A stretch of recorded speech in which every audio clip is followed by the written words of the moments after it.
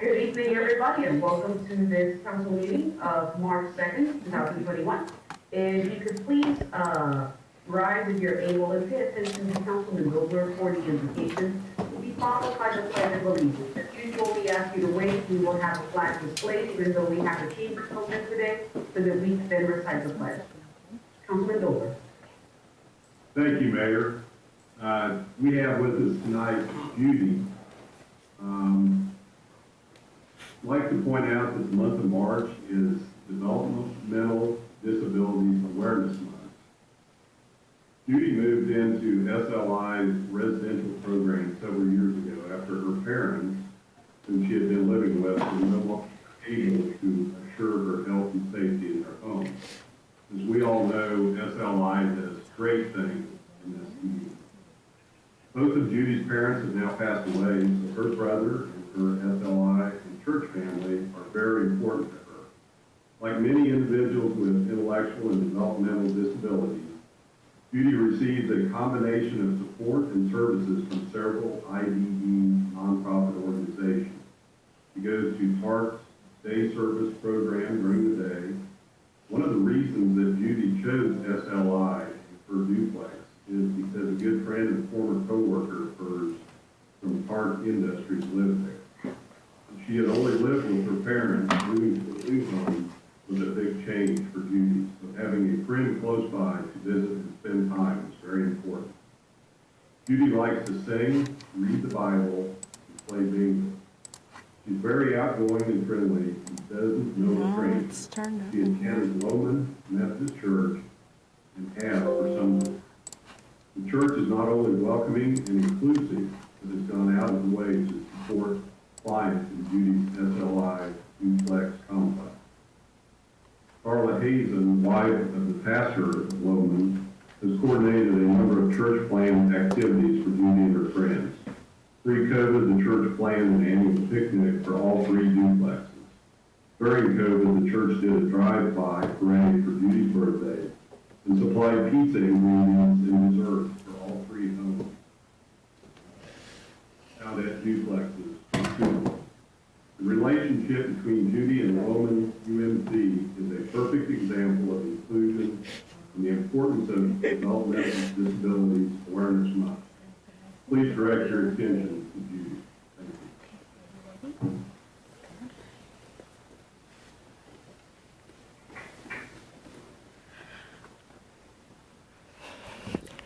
Hello, my name is Judy Lee Frieddahl.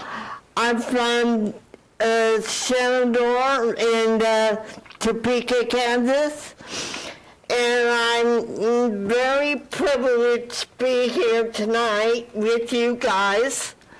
And of all things you do, I really love you so much that you guys are good to me, our town.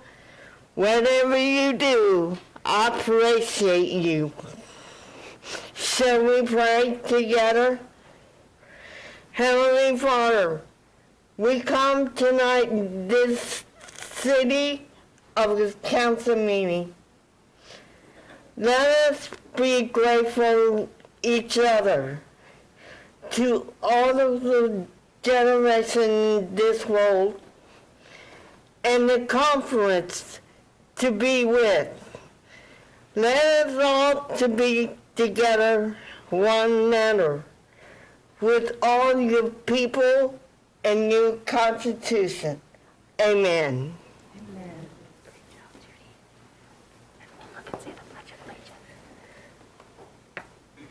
I pledge allegiance to the flag of the United States of America and to the republic for which it stands, one nation, under God, indivisible, with liberty and justice for all.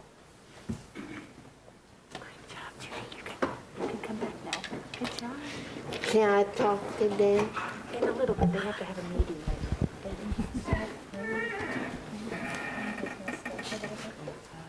I don't know why, but that was particularly moving and beautiful this evening. Thank you so much, Councilman Wilbur. We now proceed with the roll call. Mayor De La Isla, Here. council members Hiller, Here. Valdivia Aquila, Here. Ortiz, Emerson, Here. Padilla, Here. Nager, Here. Dobler, Here. Duncan, Here. and Lesser. Here. We have 10 present. We now move on to presentations. City Manager, could you present that? Thank you, Mayor. Tonight, we have Jeff Martin from Evergy, and they are here to give a presentation related to incident that occurred a couple weeks ago, and I'll turn it over to Jeff. All right, I will get presentation going here. Okay, can everybody hear me and see the presentation? Yes. Yes, sir. Okay, thank you. Well, my name is Jeff Martin. I'm the Vice President of Customer and Community Operations for Evergy. I want to thank the council for allowing me to present tonight and answer questions about the extreme weather events in the week of February 14th and address the temporary emergency outages that occurred. Bullet points in this case don't give a full context to what occurred. So what you're going to see is a lot of information in these slides. I will do my best to summarize that. I ask that I be allowed to present, and then I will stand for whatever questions that I do not answer through the presentation.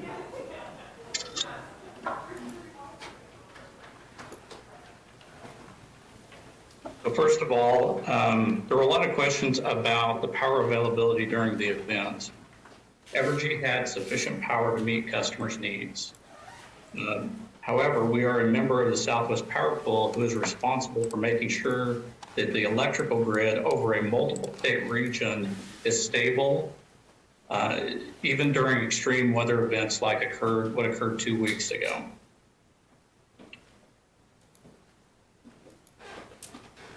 Here's a map of the Southwest Power Pool, and you can see the areas in red are the areas where we have utilities that were called upon and required to go through the emergency temporary outages. This extends from the Canadian border all the way down to the Gulf states.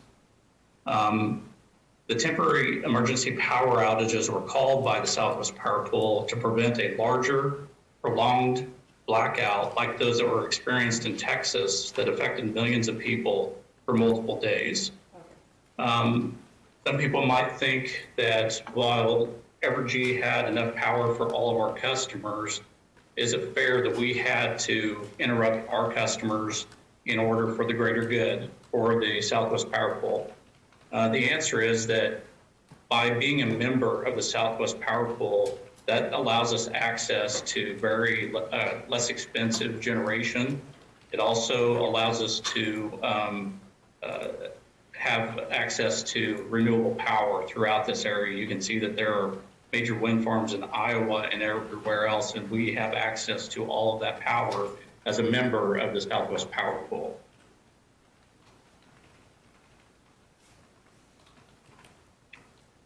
So how are the temporary emergency power outages areas determined?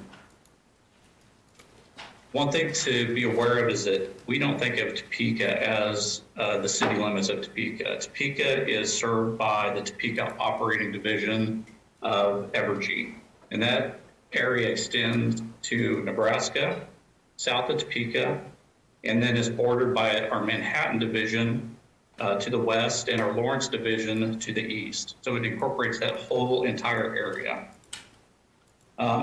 These operating areas have complete lists of circuits that are identified that in case we are called upon to do these emergency temporary outages, they're identified. Now in this case, those lists are reviewed. And in this case, as I explained 2 weeks ago, we had some areas that we chose not to interrupt, and those were medical institutions and known COVID vaccination areas because of the pandemic that we're currently in. So for context, and I think that probably the primary questions and everything will be derived from this map. So I want to spend a little bit of time on this and make sure that there's a good understanding of what this represents. So first of all, if you look at these light gray areas, these are the circuits that we defined as being eliminated because they have medical institutions and known COVID vaccination locations. And you can see that those are all over town. So let me point out a couple of them. So you have this area around on 10th Street, which has our major medical facilities, Stormont Vale, KU Med, St. Francis. We also have areas down here, that's the VA hospital. We also were notified by the city that there's an area down here that that has a COVID vaccination center that at the time we did not know about. So again, those communications between the city and Evergy were very important to identify those. Then you have some areas that you look at and say, well, why were these not on the list? This is essentially 46th and Highway 75. There is a Cotton O'Neill clinic here, which also does COVID vaccination testing, or excuse me, COVID testing. Same with Meriden, Cotton O'Neill clinic. Down here around the Lake Shawnee area, there's also Cotton O'Neill clinics. We also looked at this as medical institutions, meaning we looked at everything from retirement homes to assisted living location, nursing homes. So you can see that there was a significant amount of circuits that were prioritized in this case. And I will get into a little bit more about what that truly means in a minute. One other thing that I want to make sure that you're aware of is there are outages, or excuse me, there are areas that have circuits in them, but they were not one of these two things. They were not a medical institute, and they did not have temporary emergency outages on those circuits, but they were next. They were next on the list to go through this event. The one thing I want to say about the reason we use different colors on these circuits is because some of these are actually connected at different points. And so to show that this is actually two different circuits, even though they are connected together. Now I'll just go through the areas that actually did have temporary emergency outages. We'll start down here at the lower portion of the map. This is primarily 29th and Gage. We have an area right here, which is College Hill, and the area just east of that, including some of the downtown, the lower downtown, which I would call really 10th and Topeka. So some areas there. We had Oakland. We had the area just south of that, which primarily I think most individuals call that East Topeka. Then we had the area that serves Seaman High School, Seaman Middle School, and the surrounding residential area there. This is 54th and Meridian. We also had this circuit up here that serves Ozaki. Just happens to be my circuit. So when we look at these, one of the things I want to point out is the circuits might start in the city limits, like what we see in Oakland, but they traverse over to the county. In this case, they go east of the Oakland Expressway, which is right here. And so there is no determining factor when we look at these circuits. They traverse all kinds of different areas. They need a county and vice versa. You can have a circuit that starts in the county and goes into the city. You can see some of them are several miles long. For instance, this one right here, 54th and Meriden. And some are more localized circuits, and that's primarily because of the number of customers that are served off of those areas. These are more rural in nature, and these are more urban. Again, one thing I want to point out on this is all of the outages in this area were actually on Tuesday. And recall that we actually had emergency power outages on Monday. So none of these areas were affected with the Monday outages. Those were other areas across both states, both Kansas and Missouri. So these were all on Tuesday.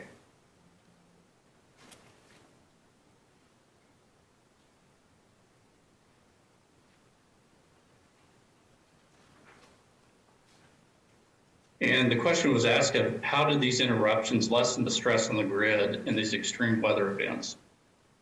And essentially, the way we have to think about this is we are a big supply chain. We generate the electricity, we transmit it across both states, really across the region, and then we have our end customers. And there's a certain amount of demand that those end customers are pulling, and most cases, we have more than enough energy to supply that. In this extreme weather event, though, what happened is there's more demand than there is supply, in this case, in the Southwest Power Pool. Excuse me. And so to lessen the stress on the system, we go through several different steps. We start with calling for conservation from all of our customers. We then get into talking with our large commercial industrial customers and asking them to lessen the amount of power that they use. And then we get to the last step, which is where we have to call upon circuits and actually have to do a rotating outage on those circuits. So in order to lessen that stress, we go through several different steps before we ever have to get to that last step, which is unfortunate. This is the first time in the history of Southwest Power Pool that we've had to do this. Certainly, in my 50 years, I've never seen anything like this.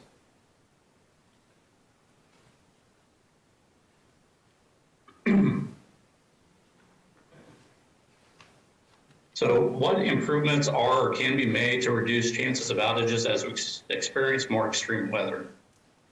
I think the first thing to talk about is having a diverse energy supply. We had several different ways to produce power, whether that be through renewable sources like solar and wind, or fossil-based like coal and natural gas. We've got nuclear plants, we've got biogas. There are several different ways to generate power. They all have their pros and cons. In this case, and there have been several articles already written on this, the nuclear at Wolf Creek didn't miss a beat. They generated the entire time, had no issues, no outages. Some of our other plants, we had coal plants, coal reserves that are sitting outside that froze up. That makes them less efficient when they're burnt. We had natural gas curtailments in some areas, which didn't allow us to generate power off of natural gas. We had wind turbines that we had frozen components to where they were not able to operate. Solar, even though we had very little snow, there's still snow that covered some of those locations. So again, pros and cons to every type of generation source we have. But in this case, because we had enough and we had such a diverse supply, we're able to continue to serve customers throughout this. Again, one of the things that we need to make sure that there's an understanding is if we had not gone through the process, and again, when I say us, I meant the SPP and the member utilities. If we had not gone through that, then what happens is the stress on the system becomes too much and the transmission lines start to fail. And once that occurs, there's a domino effect. I don't know if you've ever heard of the Northeast blackout of 2003, but that affected Canada and the northeastern US states. And within an instant, you had 50 million plus people out for up to 4 days. That's what the SPP is trying to protect. They do not want that to occur. We don't want that to occur. And so we have to go through these measures in order to stop that. If you look at this weather event and you compare us in the SPP to Texas, you can see that there's a difference. There are a lot of people down there that have been or hadn't been out for days. And so we never got to that point thinking. From the customer perspective, the best thing we can do is conserve power during this time. And that's why that's one of the first steps that we take is to call on people.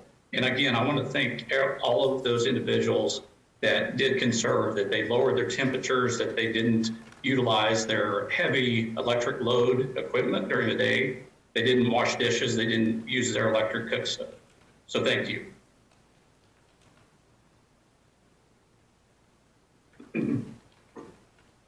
The next one is, I've read about customers racking up thousands in electric bills in just a short few days. Will that happen here? The answer is no. We are in a state that is deregulated, or excuse me, we are in a state that's regulated. And that means that there are protections in place. The Kansas Corporation Commission has already established some of those methods. And we are able to smooth the amount of money that was spent in a few days on the fuel necessary to provide power. We're able to smooth that out over a length of time. And it certainly doesn't impact our customers, Evergy customers, like what you're seeing in Texas and even some of the smaller municipalities in Kansas. We are regulated again. I misspoke there. We are regulated. What you see in the deregulated markets is what's happening in Texas. Will my bill increase next month because of the rise in natural gas prices? The answer to that is no. Again, you're not seeing the things that have occurred in other areas. What could happen, though, is that because of the extreme weather event, the amount of power that you used during that time could be more than what you typically would have used. Even if you were conserving, it took more energy to maintain that same temperature. So you very well could have a higher bill, but it's because there was more usage, not because the prices changed. I think we want to make that very clear. And then the last thing is, what do I do if I can't pay my bill? And so I've provided a lot of different programs that we have here that are available to Evergy customers. And this is regardless if it's because of the weather event, it's regardless if it's because of COVID and maybe somebody lost their job or other reasons. These are programs that are available to our customers. And this information is on our website, but also I wanted to provide it here because I know this presentation will be public and we'll get that information out to our customers in a different medium than we typically see. So with that, I guess I'll wrap it up and just say that obviously, you know, we had a plan. We're required to have a plan on this. There were some flaws in it. One of the things that Mr. Trout talked about last week was when you prepare for these things, you know, a lot of times they work. And we saw that at the wastewater treatment plant. And there was some temporary generation that they could bring on and not disrupt operations. And there were other areas that we heard about that, you know, there were some flaws. And obviously there were flaws on our side. We had some information that was out there that people couldn't get to because our website was down. And I can speak to that more directly in question and answer. And also it interrupted our call centers. One thing that we did, though, is that because we knew about this event prior to it occurring, and again, SPP is monitoring the system every day, 24/7, 365, and it looked like these events were going to occur. One thing that we were able to do is adapt our operations on our plans to make sure that we can maximize the amount of energy that was out there and available. So again, we tried to do as much proactive communication, proactive operations that we could. Obviously, we still had some flaws, and we have a team that is looking at those flaws, and we will certainly do better in the future. Again, I apologize, and I also thank our customers for being patient with us. I'll stand for questions. Thank you so much, Mr. Martin. I see Councilwoman Valdivia Alcala. If it would be possible, could we remove the presentation so that I can see the chamber? Thank you. Thank you so very much. Councilwoman, Can you hear me? Oh, sorry. Got it muted. There we go. Can you hear me? yes. Okay, I just want to make sure you can hear me with the mask on. Jeff, thank you for making the presentation. I'm sure you know that I have questions that have come directly from Oakland and North Topeka constituents. They're probably going to be a little bit more detailed than the explanation that you provided, but obviously because this was for the constituents in District 2, especially in Oakland, it was a somewhat traumatic event for them. I'd just like a little bit more clarity. So can you tell me the decision then that you're talking about, who makes the decision for how the rolling blackouts are going to occur? Is that done in conjunction with Southwest Power Pool, or is that an Evergy decision alone, or is it in conjunction, or how does that work? Yeah, we have latitude on how Evergy approaches that. There are kind of industry standards that we have to meet, but when it comes down to it, Evergy has control of how we meet the requirements that the SPP has placed upon us. Okay. So moving over to the area, when you said that you were sensitive to nursing homes in the area, assisted living facilities in the area, can you tell me more about what your thoughts were about why Evergy didn't have rolling blackouts in those areas? Yeah, we made a determination to not impact those areas. They've been impacted, obviously, from the pandemic, and I'm not saying the other areas have not, but when we looked at prioritizing, that's what we looked at, is we wanted to make sure that those institutions that are treating people either with or without COVID, that may have life-threatening care that's being given to them, we wanted to make sure that those were prioritized. One thing that I will say, though, and I think I mentioned it already, was just because those were prioritized, if this event had gone on for days, we would have interrupted them. We would have had no choice. And so, again, it was just a start of the plan, and then it would have developed into something else if this had gone on for many more days. Right, and definitely I think that there's a fair amount of gratitude to be given for those folks not being interrupted. I mean, we can look at the past, we can look at Texas, we can look at however many states were impacted. The bottom line is that we're at this meeting tonight talking about Topeka, Kansas. And Yes. It was the coldest day, if I do recall, the coldest day of at least a 10-day cold snap. And while certainly there's gratitude to be given for senior facilities not being impacted, I think you also need to understand in Oakland, there is a big majority of seniors in that area. Seniors that have plug-ins because of either needs for any kind of breathing equipment, anything of that nature. And so our seniors were impacted greatly in Oakland. And I'm sure that you understand that. The other part is I really want to try to understand, because the communication that the media was given, the communication that we were given as a governing body, that city manager and the mayor both rolled out to us, is that these rolling blackouts would be 30 to 60 minutes. And I want to understand why that did not happen. What was the glitch? Or when are we going to learn what the glitch was? Because you called my house. I had people from Evergy calling. I was on the phone I was on Facebook with Oakland people because they were so nervous about the water treatment facility, not whether it was going to go down or not. They were worried about what was happening because it happened at 7 a.m. in the morning, which I don't think that there's a lot of clinics that are opening at 7 a.m. in the morning. And it went on in Oakland from about 7 a.m. till about 9:15 a.m., a little bit longer in areas of North Topeka. So I'm trying to get a better sense of what it looked like with you guys in real time because there was no communication forthcoming. Yes, and absolutely, I apologize. That was definitely a flaw. What happened, and I can give you a little bit more information, excuse me, is that on Monday, that the whole SPP event lasted about 40 minutes.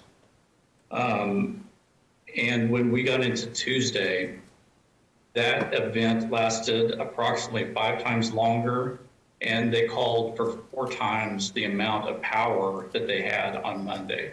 So it absolutely was a more significant and drawn-out event than what we had seen the day before. When we looked at the circuits that we already had out, then the call was made, right or wrong, that we should continue those because there was something else that occurred too. SPP, when they called on the event, they gave us a certain amount of requirement of power that we were supposed to interrupt. 35 minutes later, they doubled that.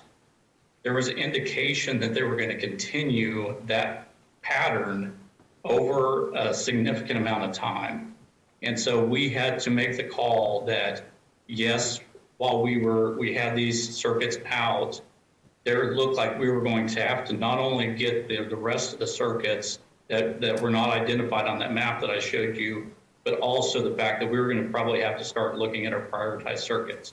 That was the indication we had. These are real-time events that occurred, and that was more to the story of what's occurring. And I know that will be looked upon at the SPP level, as well as how we handled that information internally and what operating decisions we made, as well as why could we not have gotten that information out to our customers very quickly.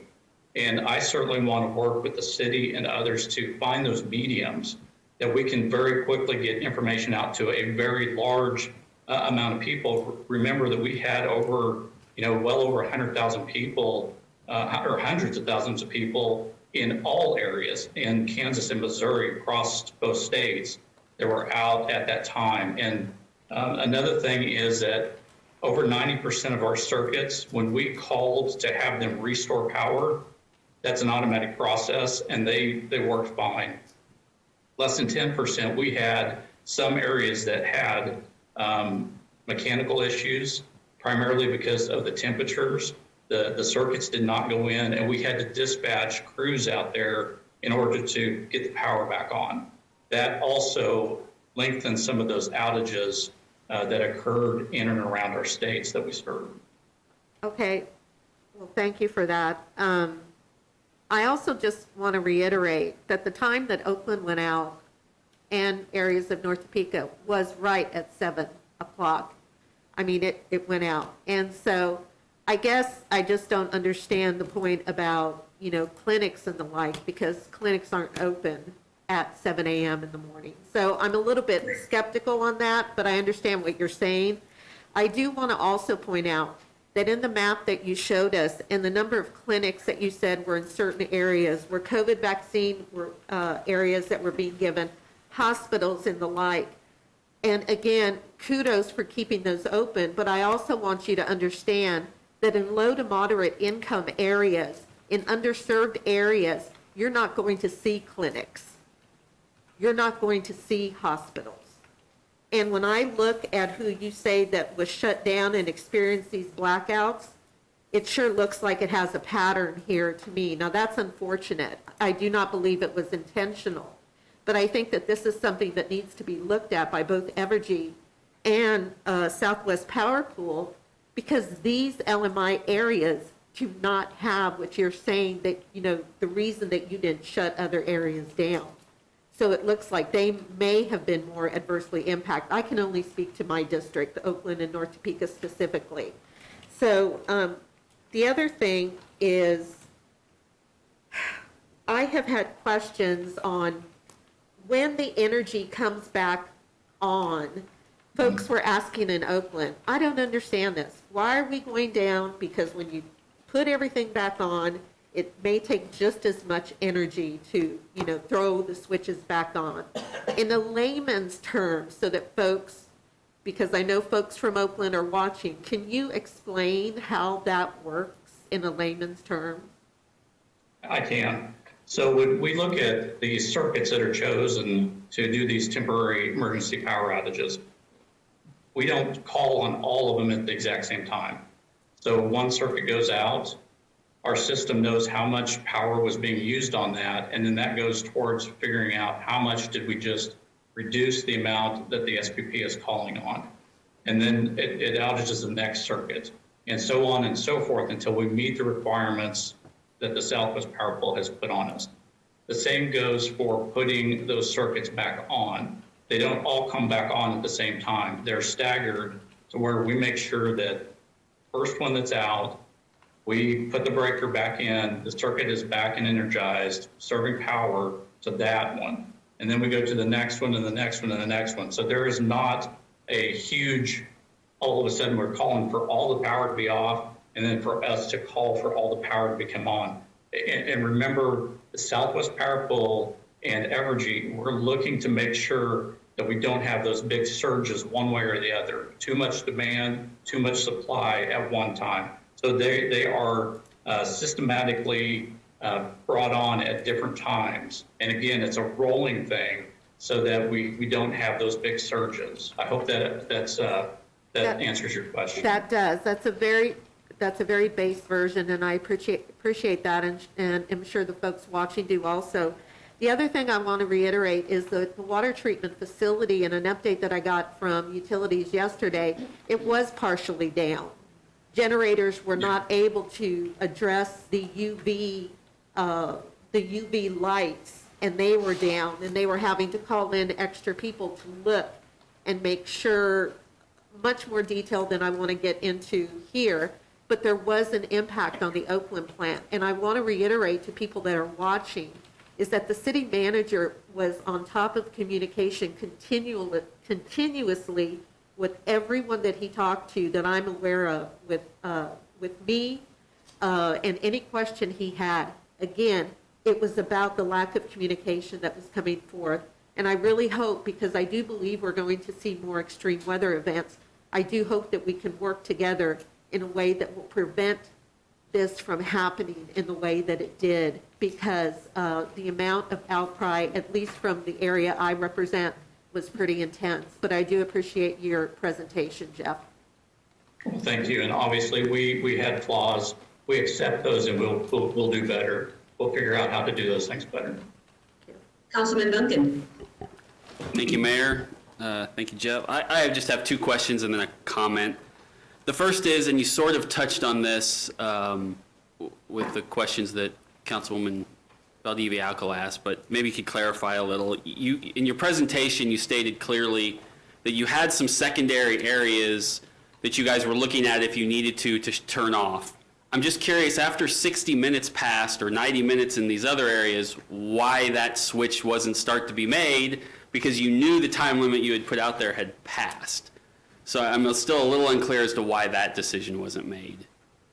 Yeah, and that really goes back to that Tuesday event and the amount of not only the power that we were requested to take off, but what we determined as what we were going to be asked to turn off. So again, had we gone through that 60-minute time frame and then put all those circuits back on, there's a chance we would have had to roll right back through and turn those back off again.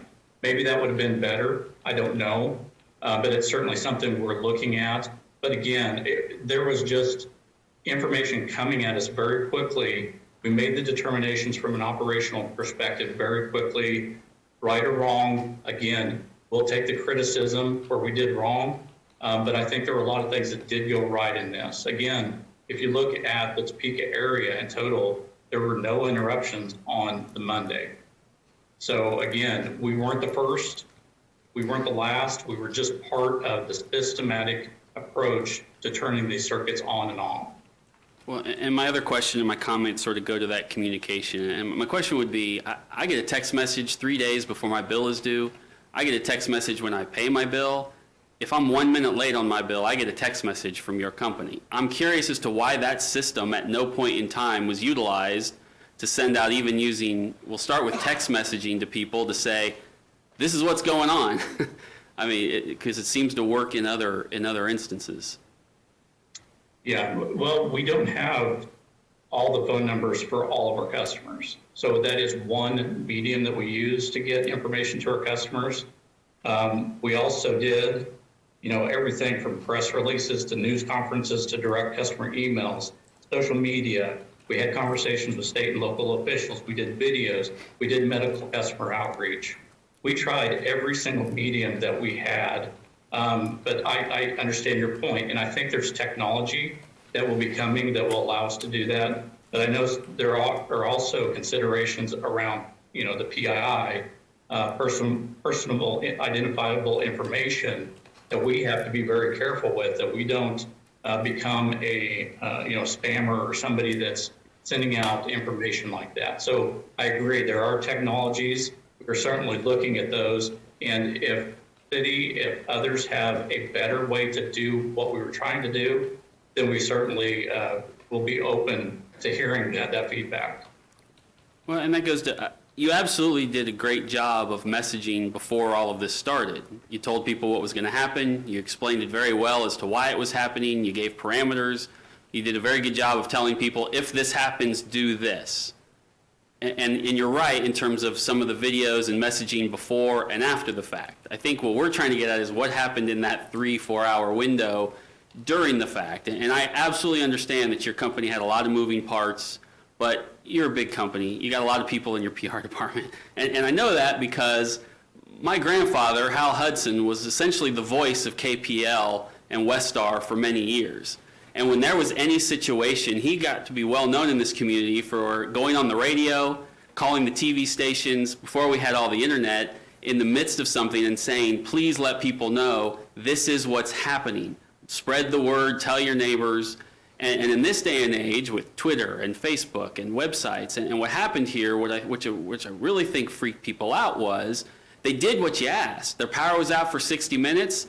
They went to the website, it crashed. They called the phone number. People were literally being disconnected. And so what that creates is not just the lack of information in that time, but then they're doing what they were asked and nothing's there. And that is what creates this freak out of what is going on, because they're getting no messaging. And so I said this to you when you called me, and I hinted to this last week, and I'll just reiterate it again. There has got to be a better way with all of today's technology to disseminate information while it's happening so people understand websites down, we're sorry, phone number's not working, but this is what's happening. And that, I think, there's two issues here. The first is what actually happened in terms of what you've talked about, and the second is letting the world know as it's happening in real time. And today's world should allow us to do that a little better. And I think that's what's compounded this concern. So thank you very much. So a couple things there. First, I didn't mention that there is actually an opt-in for text messaging. So right now, if you're a customer that didn't get the information that way, there are ways to be able to opt in to be able to get that information that way. Also, our social media team is around the clock. So, watch our social media pages, Facebook and Twitter. Some of the other things is, we try to get out as soon as we can in a wider area through, your typical press. Some of these decisions were made near real time, and just unfortunately, we will find a better way to do this. This absolutely is a flaw. One of the things I want to talk about on the communication side, and the reason that our website was down is because we had a couple data centers that we have an internet service provider, and apparently they were somehow affected by this too. And this is a regional thing. This is not something that I don't think we caused, but those communications devices were the problem. That's what happened to where we were able, again, to lose our website. And again, before this even occurred, we had 6 times the historical peak as far as traffic flow to our website. And we tried to pare it down to just get the information around outages and show that. Unfortunately, the internet connection issues caused our phone centers, our call centers, to come offline, and the ones that still could take calls were just overwhelmed. So again, a flaw. And our team, our IT teams, are already looking at trying to figure out how we can divert from this and not have it occur again.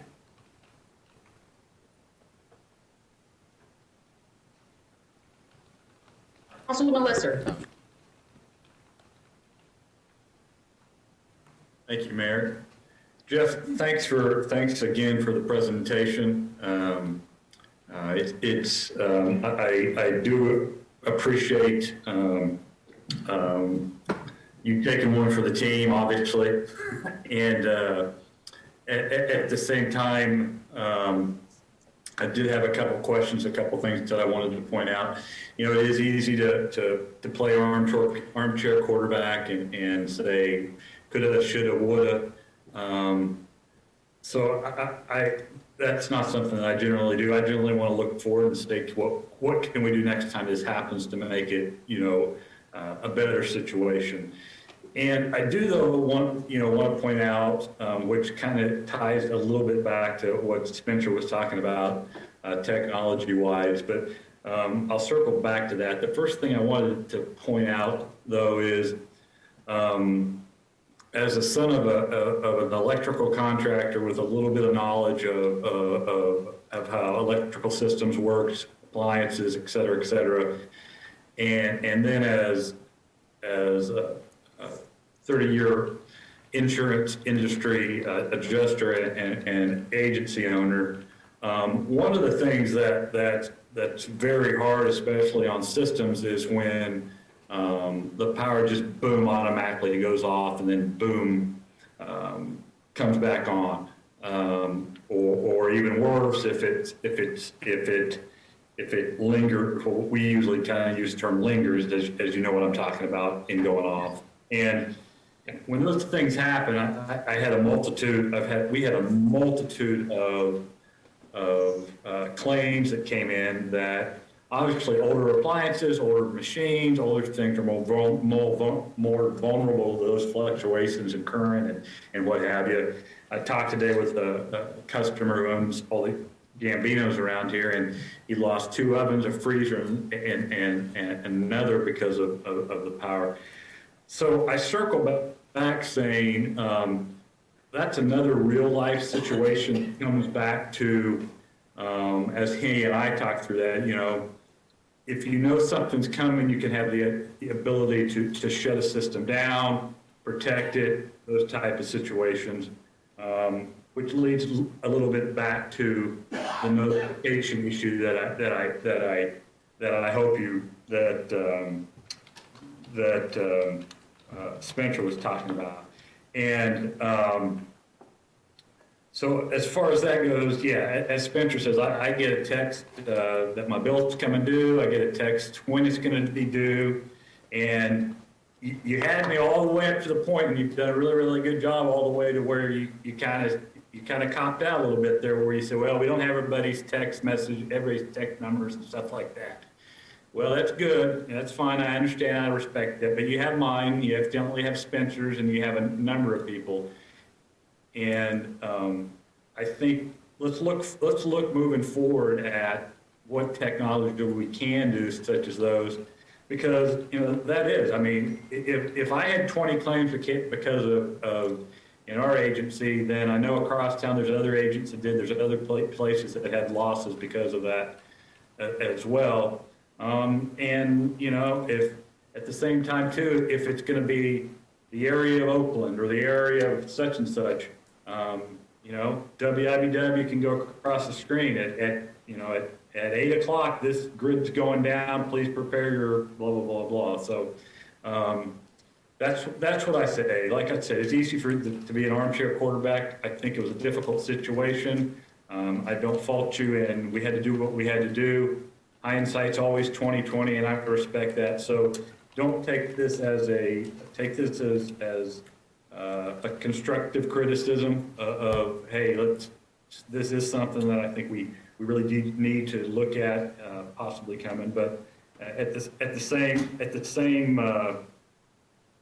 I do understand, because as a city, we have to look at this at Topeka, Kansas. I do understand there are certain things that you can and you can't do, and there's, you know, for the number of times this has happened, it would be like us spending the money as a city to have all the capital equipment and stuff as if it was going to have 10 feet of snow every single winter, and we can't do that. We can't. It's cost prohibitive for us to do that. So I do recognize those things as well. So again, thank you for being stand up and coming out and doing the presentation, answering the hard questions, and I appreciate your partnership with our city, and thank you very much. Thank you for that feedback. Thank you. Councilwoman Nager. Thank you, Madam Mayor. Thank you, Jeff, again for joining us. My question is about what investigations are you taking part in doing self-evaluations of your company and how everything was handled, and if there's any outside organizations who are investigating to make sure that we are identifying the problems and solving the problems. Yes, absolutely. First, I'll start internal to Evergy. We have a multi-division or multiple operations, if you will, legal and IT operations. My team that did the outreach to our large commercial and industrial customers and talk to our medical and community members. All of those teams are gathering information and looking at what went right, what went wrong. We also have, you probably saw that Governor Kelly and the 3 Kansas Corporation Commissioners have called on FERC, who is actually the Federal Energy Regulatory Commission, who has jurisdiction over the Southwest Power Pool. They've asked for them to look at how the SPP operated during that time frame. Obviously, as a member company, we will be a part of that investigation in some form or fashion. Also, the Kansas Corporation Commission has asked, or actually, during the event, they opened up a docket, and it's a regulatory term for, you know, a proceeding. They opened up that during the events, and now they've staffed, the KCC staff has asked for those to be kind of parsed out, where they'll look at Evergy, they'll look at Kansas Gas Service and some of the natural gas curtailments. They'll look at all the utilities separately and look at it case by case. So absolutely, there is a ton of information that will come out of this, good and bad. You know, so again, we will see what comes of that, and we will make changes to our operations going forward. When can we expect reports from those investigations? You know, I can't speak for the regulatory commissions. I don't know. They, in fact, when I say the KCC staff, that's the staff that really starts the process at the commission, and then it will be up to the commissioners to determine the time frame of this review and analysis. And those are Commissioners French, Keene, and Duffy? That's correct. Okay. Thank you so much. That's all I have, Madam Mayor. Councilman Dobler.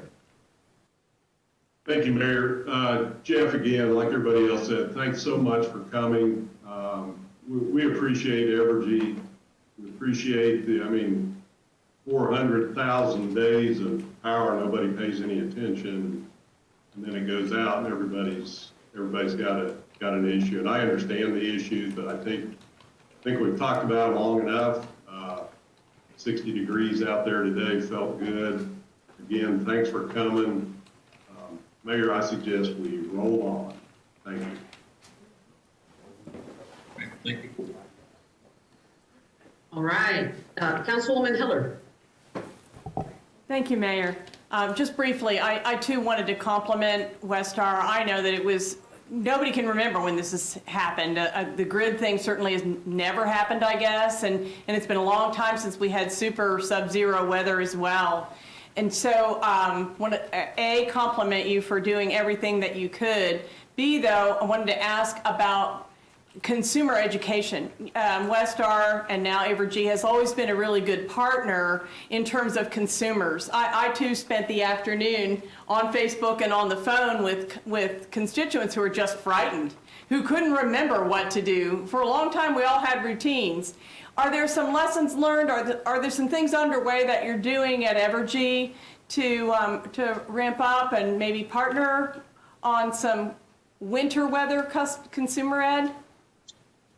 You know, this is another learning too, because we typically have peaks during the summertime. Right. And so this is new. Again, 50 years, I've been in the business for 28 years. I cannot remember a time when we had this impact from a winter perspective. Right. So this will create some new communications with customers on what to think about for winter preparedness, looking at energy efficiency opportunities, the like. This is new to us, but yes, just like we do with the summertime, when we ask people to prepare, make sure that they are conserving, making sure that if they want to lower their bill, here's some things from an energy efficiency perspective that they can do. This will change things around our communications on those items. Thank you for saying that. I would encourage you. I think Westar in the past, Evergy now has partnered, for instance, with our affordable housing providers and our social service emergency aid providers. They could probably share a lot of information. One of the things, for instance, is I had a number of constituents in older houses whose water pipes and drain pipes that were near an outside wall were frozen. So the idea of suggesting that they do their laundry, it was pretty disastrous. I actually helped somebody in the middle of the night clean up an exploded washing machine. But we haven't been thinking about those things. And so, people weren't prepared for what to do to make sure they could stay warm. They didn't know how long it would last and what to do. And just little things like keep your cell phone charged until the power goes out so at least you can call, and things like that would be great. Also, I just wanted to make sure you knew to take back, if you haven't followed it, the recent affordable housing activities with the city and after the housing study. One of the things that the city staff and the advisors brought forward was to really ramp up weatherization programs again for the first time in a long time. And I don't know if you all are thinking about programs on your end as well, but partnering to help raise money for the Housing Trust Fund and get those programs up and going before next winter in a kind of a prescient way was maybe they saw it coming or something, but wanted to make sure you knew. And thank you again. Yeah, and I'll tell you, this is kind of the unfortunate part, but it's also fortunate in one way is we have very good weatherization programs in Missouri, and we are looking to try to bring those to Kansas too, and try to match what is happening in Missouri with what we could do in Kansas. And so, yes, we absolutely are looking at those type of programs to bring to our customers. Great, thank you. Thank you, Mayor. All right. I see no other hands. So with that, Jeff, thank you so much for coming. I appreciate the partnership of Evergy, and most importantly, it's really easy to show up and talk to us when things are easy.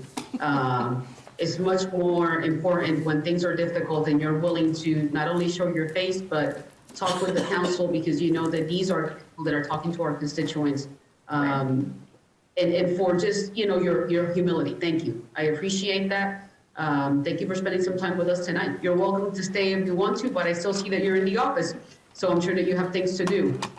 So at this point in time, we will proceed with the consent agenda. Thank you. A, our minutes of the regular meeting of February 16, 2021, and there are no applications. What is the pleasure of the body? Move approval.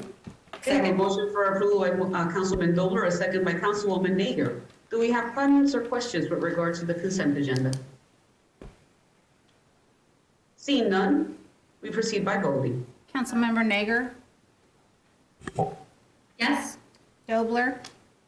Yes. Duncan? Yes. Lesser? Yes. Mayor De La Isla? Yes. Councilmember Hiller? Yes. Valdivia Acala? Yes. Ortiz?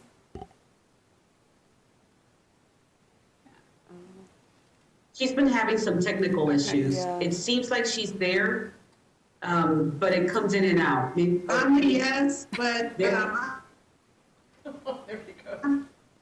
Yeah. I'm freezing really bad. Emerson Yes. and Padilla. Yes. We have 10 yes, motion carries. Okay, we now move on to the action items. Action item A, the clerk would read. A is an ordinance introduced by City Manager Brent Trout concerning zoning ordinances, amending City of Topeka Code Sections 1855, 020, 040, 140, 150, 190, and 200, 1860, 010, 18225, 010, and 18240, 030, and repealing the original sections. City Manager. Thank you, Mayor. At the last governing body meeting, we brought forward and had a discussion on short-term rentals, and the regulation that is being recommended for consideration and approval was approved by the Planning Commission. We had a discussion and some questions that were raised, some concerns that were expressed. We answered some of those through memo and email over the last few weeks. And so we stand for any questions that anyone may have. Director Finder is on the Zoom as well, so if there are other questions that we can answer. Councilwoman Nager. Thank you, Madam Mayor. At this point, I don't have any further questions or comments, but I did get contacted by a constituent who was unable to sign up for public comment. So whenever we get to public comment, I would to make her comments on her behalf. Thank you. Actually, I think that seeing that there is no big discussion happening right now, we do have an individual speak up to public comment.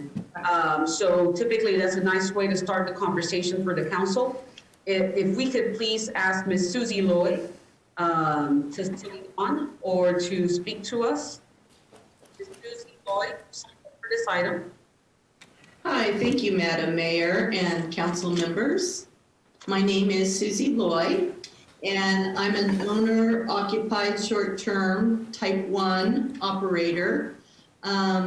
I've been listing rooms upstairs of my house since my kids moved away for almost 3 years.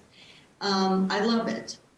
The money that I've earned doing this, I've painted my house, I've remodeled my kitchen and a bathroom upstairs. And since this house was built in 1913, I was able to rewire it too, which is important. People who might not be familiar with Airbnb may not realize they do a really good job of screening. And then as operators, we're able to screen even further. I've met the best people from all over the world doing this. I've hosted almost 500 people and not one bad experience. I had a young man from Northern Ireland. He was a research student writing about the Wild Wild West. A young woman from Australia. Australia was a huge ranch operator. She was fascinating to talk to. And a professional ski instructor who actually gave private lessons to Matt Damon and Mark Zuckerberg. So really interesting folks. But most of them are couples who are traveling I-70 to go see their kids and their grandkids. They're just like you and me. They're great people. I get a lot of repeat business from medical professionals. I'm very close to the hospitals. And I also construction workers here in Topeka on assignment, FEMA workers, training the fire department, and legislators. So some people think it's scary people passing through town. It's really not that at all. And my final comment is I wanted to thank Bill Fiender, Mike Hall, and the department, the planning department, for their reach out efforts to get feedback from hosts and neighbors. And I think they are very professional and they were very kind in their reach out. When this was being discussed by the Planning Commission, Again, I was very impressed with the way they function, and I was also glad that one of your council members, Karen Hillier, even reached out to me. So it's just very refreshing to see how government works with its people, and I want to thank you all for that. But I'm very supportive of the regulations that are being presented. Thank you. If you have questions, I'd be happy to answer them. Thank you so much, Ms. Lloyd. Councilwoman Nager, since you asked to talk about your Councilwoman Nager, I had called on you, but I saw Councilwoman Valdivia Alcala, who will follow you. Mine are just reading public comment on behalf of the constituents. So if Councilwoman Valdivia Alcala has a question, she can go ahead. Councilwoman Valdivia Alcala, did you have a question of Ms. Lloyd? I do. Thank you, Mayor. I just wanted to ask, is it okay if I ask Karen a question? Right? About the email that she sent out with questions, and I just want a little bit more, I don't know if this will lead into Bill. That would be more of the discussion of the body, of talking with the council members. So if you wouldn't mind, I mean, the councilwoman is just going to read a statement, and then we can start the discussion. That's totally fine. Thank you so much for understanding. Uh-huh. All right, I will go ahead and get started with Vicki Arnett's public comment. I will be reading just straight from her stuff, so any reference to I will be Vicki. I am writing to make public comment regarding proposed short-term rental zoning regulations. I currently live across the street from a short-term rental at 1105 Southwest Medford. My comments fall into two general areas: those I feel the city can and should regulate, and those steps the property owner or manager should take to be neighborly in a residential area. I would like to thank planning staff for the modifications made following a telephone discussion I had with Mike Hall. My concerns are noise at large gatherings, trash generated at larger gatherings, and parking. The regulations attempt to regulate all three areas. The City of Topeka noise ordinances should address the noise generated during large gatherings. The property in my neighborhood has a setting for large gatherings, attracting many people. The noise level has gone on all night into the early morning. Trash generated by these gatherings is considerable, and often 2 residential trash containers are insufficient, causing trash to overflow. Parking issues have been very concerning. Since I believe the property has been rented to more than 5 people who may be visited by multiple friends or family members, the entire block has been parked full of cars. Most of the houses and driveways in this block are single-car driveways and garages. Many residents park cars on the street routinely. There has been at least one gathering that generated such a parking issue I am confident a fire truck could not have gotten through. My rough estimate is that no more than 7 cars could have been parked in the driveway and directly in front of 1105 Southwest Medford. I am unclear if the proposed parking regulations would exceed this estimate. Since the pandemic began, there has been one large gathering in 1105 Southwest Medford, no doubt in violation of Shawnee County health orders. I hope the owner or manager has at least made the current health orders clear to renters. I also hope the owner or manager would remind renters that they are in a residential area and please be considerate of noise, picking up and securing trash, and parking only in the driveway and directly in front of the home on the street. Thank you, and I appreciate the opportunity to provide input into the regulations. Thank you, Councilwoman Nager. Thank you. Councilwoman Valdivia Alcala. Thank you, Mayor. This really had to do with Councilwoman Hiller had sent out some concerns, and I just wanted to, since we're having a public meeting and wanted to understand more of it, I wanted to understand concerns about 29 days to 1 year not covered by definition under this ordinance. There were concerns that if the language was not broadened, that it could be creating some issues for those within the 29 days to 1 year. And I want to understand, are you getting more calls or concerns from hoteliers, or what are some examples for this particular niche that you have concerns about? May I answer, Mayor? Okay. Please. The concern that I had was that I know that what they call extended stay is very common. In fact, some of the examples that Ms. Loy gave, when the legislators are here, they're here for 3 months.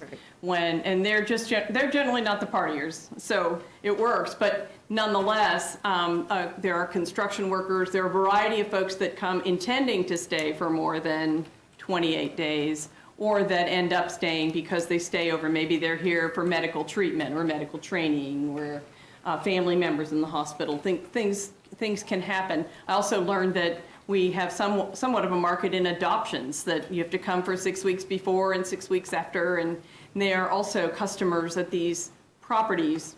The issue there is that for various reasons that were good reasons, the staff chose to target all of the extra requirements that the neighborhoods were asking for to only short-term stays. And the concern that I had, that I still was lingering after I got the response, is that once you're over 28 days, you're no longer covered by those extra rules. And what I learned, I actually talked to Susie. I made 6 calls. 4 of them were to property, to owners, and 2 to the neighbors, just to double check that this was working. I think there's still maybe some confusion out there about the, when the multifamily isn't rental and rental isn't multifamily in both those R1 and R2 districts, as well as the high volume districts.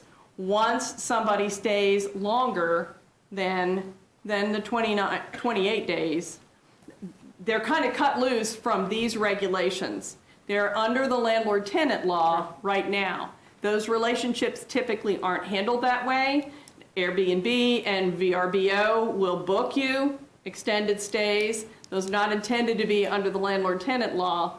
And the bridge there is, or the differences there that troubled me are that, for instance, when you're under the innkeeper's rules, and we might need to create those links if we want to legislate extended stays.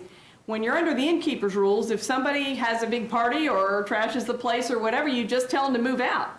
Under landlord-tenant law, even on a week-to-week tenancy, you have to give them written notice, give them time, and then take a court action to get them out. So those remedies are not that a short-term stay has, and an innkeeper or a lodging owner has, a landlord-tenant situation doesn't have. Also, we're regulating the guests and the activities, and when you're in a residential rental, people can have company, much company as they want. Maybe you don't renew their lease, but you can't control that anymore. And so I was concerned about that, and that there seemed to be a sense on the part of the staff that this, kind of whatever could happen in multifamily zoning, but it would never happen in the lower density zonings. If we're simply cutting things loose at 28 days, any long-term stay can occur in any of those zoning categories, and the people can stay over.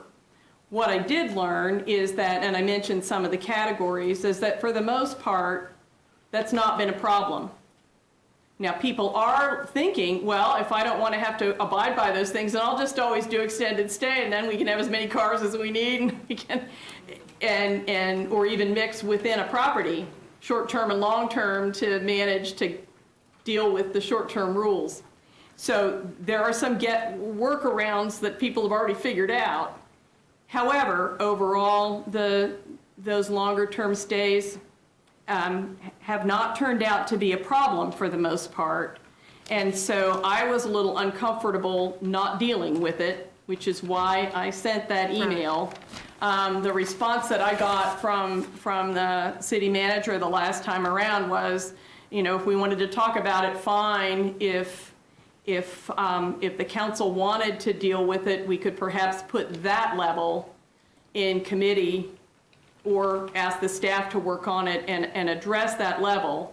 There are other venues, for instance, where vacation rentals are more common, where it's 6 months instead of 28 days, that you pay your transient guest tax and that you have all those extra regulations. I mean, we could look at that. I just, it concerned me a little bit when the owner said, hey, we're fine with it because we don't have to follow the rules if it's longer. Woo. Also, I think we are relying quite a bit on the fact that, as Susie said, right now, most of our operators, I think, are using Airbnb or VRBO, and both of them offer a lot of screening ability on the part of the visitors to the owners as well as the owners to the guests. I mean, you can get kicked out as a guest or as an owner if you haven't met standards. And we're moving into this on the assumption that those kinds of somebody else is taking care of those standards. For instance, I did have one question about occupancy limits, and we've not put occupancy governors into our ordinance even for the short term. And again, if that's an overnight stay, most people will advertise through those systems and say, my property sleeps 8, or it sleeps 2, or it sleeps 16, or whatever it is. But that's the one thing I discovered that we were missing in what we're doing. And the issue is the overnight stays and the parties and people inviting other people who then crash with them. What the owners were telling me is that could happen, but it's generally going to happen once. And the owners are being progressively more careful about the neighborliness. This process has been, I think the staff alerted everybody like within 200 feet of every Airbnb that they knew about. It was very inclusive. They did a great job. So we do have some holes. There'll be some holes in the very short-term thing, possibly on the occupancy limits, and then we do have a gap. If we want to take care of that extended stay so that they're registered, so we know who they are, and so that we've protected that ability to have somebody move out, if it's possible to link it with the innkeeper's statute. If we need the state to help on that, we might. But that would give us a little more control and protection. Again, those longer term stay, yes, right now apparently are rarely a problem. So, but I get nervous about that when we're doing legislation, so that's why I brought it up. Well, thank you for the explanation, because I wanted to understand, and it sounds like you're saying, and what the person with public comment was saying is there hasn't been a problem. It's gone quite, well, but not knowing that much about Airbnbs and these VRBO, vacation rental by right. owners. If more folks, once we get out of COVID, might not want to, change over or have that part of as a way to help, meet expenses. If then we might find that we're wishing that we would have added, more extensive language, but. Agreed. And they don't have to use those services, in which case all those governors are off. Right. So let me just ask one other question for whoever this goes to. If the ordinance passes and then we find we're starting to have problems with it, can we add an amendment to the ordinance onto there? Absolutely. So, Yes. okay, I think that's something that I would. Mayor, if I could. Absolutely, City Manager. What we have proposed is what we believe to be the best statute that we can create at this time. As we identify issues, then we can look at changes that we need to do. The beauty of this is because we've made this awareness level and the permit requirement, we will be able to get feedback from neighbors as to what kind of issues they're having, and then be able to look at what we need to do to address it. I'm good with that. Thank you. Thank you, Mayor. Councilman Duncan. So, as I said during discussion, I'm generally supportive of this, and I appreciate all the hard work that's gone into it by everybody. But I'm about to bring up something, and I wish the light bulb had gone off earlier. It didn't, and maybe it's in here and I've missed it. Is there anything in here, I guess for staff, what if you don't register your short-term rental? Bill, can you address that, please? Sure. Councilman Duncan, if you don't register or get a permit, if you will, then you'll be in violation of the zoning code, and we will handle you and enforce that case just as we would with any zoning violation, which is typically letting you know you have a zoning violation, give you a chance to correct it within a couple weeks. If you fail to do that, then eventually that would go to prosecution to work through the court system. Okay, and silly question, is that clearly laid out in this ordinance?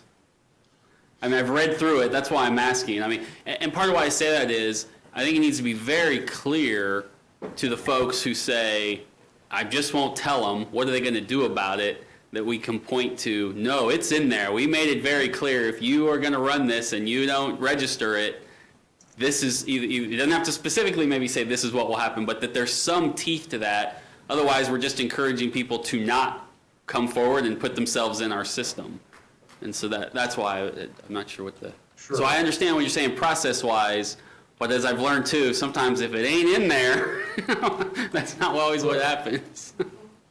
Well, the one thing I would say is that's different with this ordinance, and you're right, you know, there's thousands of zoning code violations that we could, you know, we would have to do that with. So we have a general enforcement section that says what would happen if you violate. But this stands out a little bit more as we went ahead and we were specific to the fact that you could have your permit denied or revoked if you do not meet these standards. So that is spelled out clearly in the ordinance just for short-term rentals, which is different than any other sections of the code that I know. Right, it can be revoked if you're in our system, but if you're running a short-term rental and you've not applied to our system and we don't know about you, and then we show up, officers show up one night and they have a noise complaint and they report back, yeah, these people are running a short-term rental, what guarantees upon passage of that there is a mechanism that will kick in that says we are going to go address that so that these individuals cannot continue to feel like they can run a short-term rental without registering with the city? That's my concern. Again, that is covered in every part of the zoning code as to what the enforcement procedure is. It covers everything. And so there's a general blanket enforcement section. Let's put it this way, if people are ignoring a particular zoning code section or are violating something, the fact that when it is brought to their attention, that would probably be the first time they would know about it. Is when our zoning inspector would bring that to their attention, or we send out a courtesy letter, and we make it very clear in that communication what it is that is the violation or the suspected violation. I'm not sure how to answer if people have ignored rules to put something in the rules to let them know that they're breaking the rules. So we don't normally do that. It's already covered as the best answer I guess I can give you. Gotcha. Thank you. I see City Attorney Robertson would like to address this. Plus, I wanted to add, Mayor and Councilmember Duncan, that state law makes it a criminal violation to violate zoning regulations, so there's that kind of all-encompassing issue as well. It's covered kind of doubly, I guess.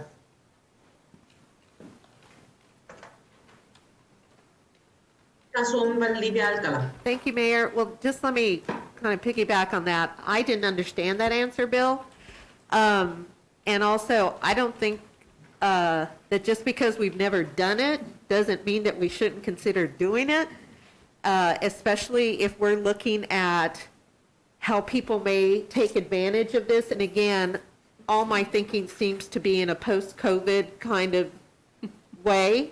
And a lot of people are going to be struggling. They're already struggling. So, you know, they might try to scam the system. Who knows? The other thing is that I know just with being here a little over a year, how slow the zoning enforcement can move with all of the process. So I would just say some of the proactive approach that we need in the city is going to be that outside of the box thinking, where because we've never done it before isn't always probably the best way. Thank you, Mayor. Thank you for your comment. I can't see. Additional comments or questions for staff? Councilman Finn. I had, I guess, a quick follow-up, and I know there's no perfect answer to this impossible question I'm about to ask, so I will provide that caveat. But could you give us, whether it's Bill or legal or someone, what the time frame is, in your best guess, on what that process could be? And I guess one reason is, with zoning issues, obviously they vary from whether it's a business or others, but this is clearly an issue that is right in the middle of neighborhoods, right next to other people, and can be pretty disruptive if we don't get to it in a timely manner. So I'm curious what a general time frame might be that if we recognize that violation and we start the process. Now, assuming they, you know, don't acquiesce and register, what is the process then? And some kind of time frame, just give us a reference point. That would be helpful. Thank you. Sure, Councilman Duncan. We rely on a complaint basis. We have one zoning inspector for the entire city, so if a neighbor, we depend on the neighbor, or somebody who knows that there's something going on that needs a look into, to let us know. When we go out there, we would get in touch with the owner, operator, to find out exactly what's going on. So we try to communicate, we always try and communicate with them first and find out what is going on. We don't send out a blind letter. If they're not responsive to us, then we would send out a letter indicating we've received a complaint. So you're talking about probably, by the time we get the complaint to the time we try and get a hold of the owner, you know, there's probably a week in there that we're trying to do that, in five business days. Then once we determine, oh, you are operating, you know, we do a site inspection, you are, or they've confirmed that, then we will give them 2 weeks to correct. That's standard. We can move that up depending on the severity and the impact that this violation is having, but that's our standard 2 week to correct.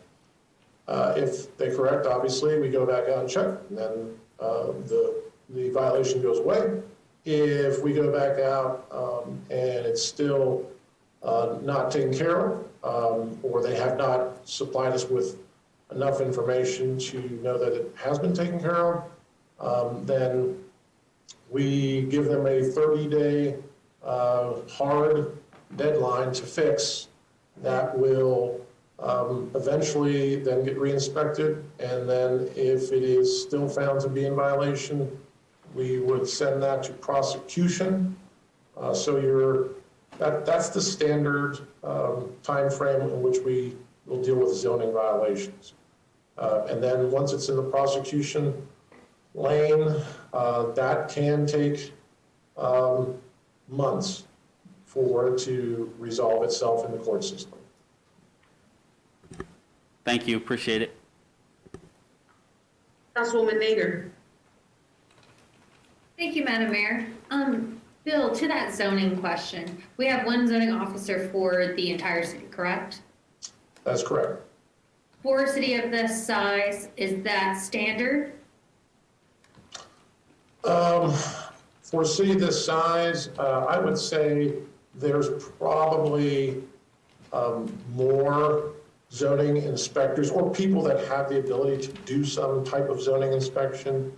We used to have 2 inspectors, about 10 years ago or so, and we did cut back with budget cuts at that time. So I would say 2 would be fantastic, and we could do more reactive and proactive work, but right now I would, yes, it's complaint driven.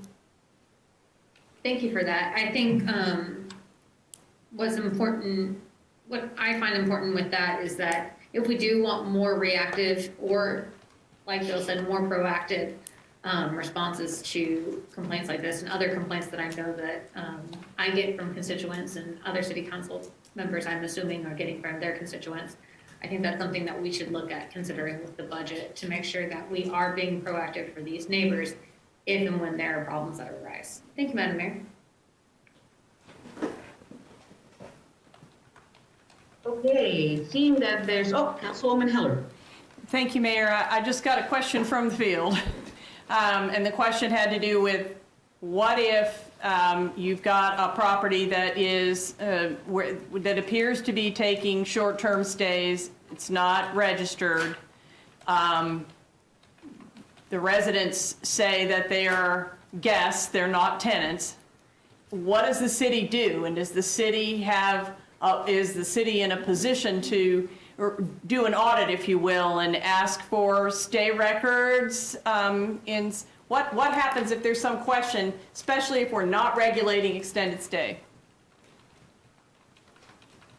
So Councilwoman Hiller, your question is, what methods would we use to verify whether or not this is a short-term situation? Yeah, the question came to me is, would you do an audit? But yeah, what would you do? What do you have the power to do to determine the facts in the case? Well, I think we have as much leeway as the owner is willing to work with us on. Usually there's this a back and forth communication between our inspector and any owner in this case, just to verify the facts.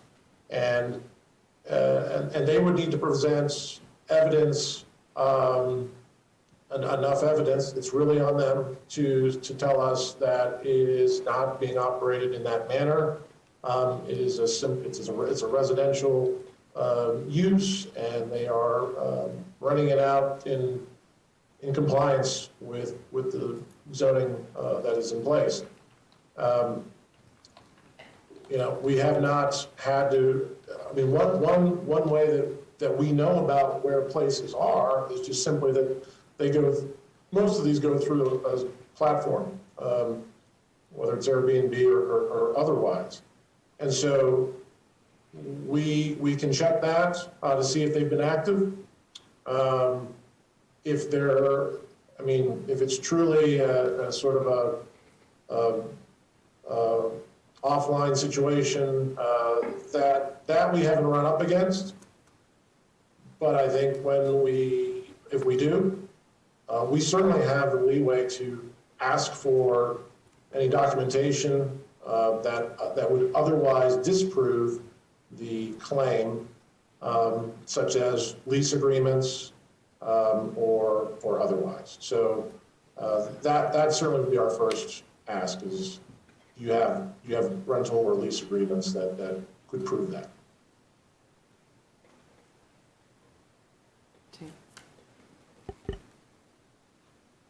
Councilwoman Valdivia Alta. Thank you, Mayor. I do have a question. Bill, do we have any idea, do we have it mapped out where the various Airbnbs are and how across the city and the VRBO across the city? Sorry. Yes, Councilwoman Valdivia Alcala, we do have, and we can update that because that does change. It changes depending on when you are searching for your stay, what's available. But that's how we ultimately track down the sites where these were. They vary from season to season. People come online, they go offline.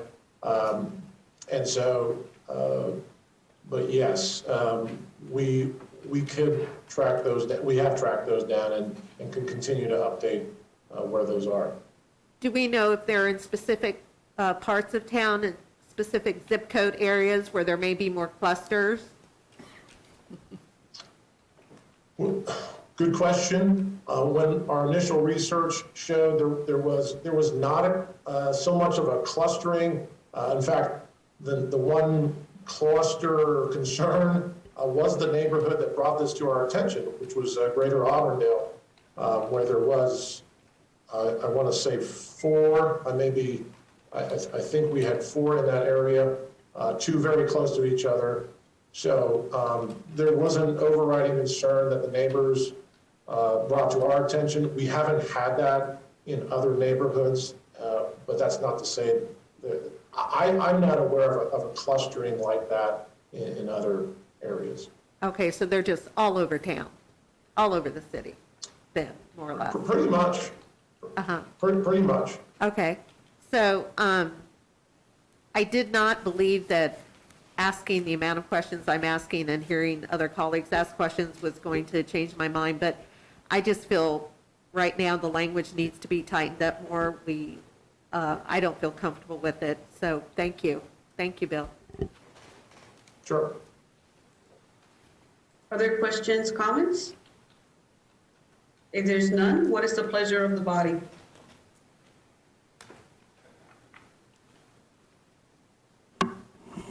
Move for approval? Do we have a second? Councilwoman Nager moves for approval.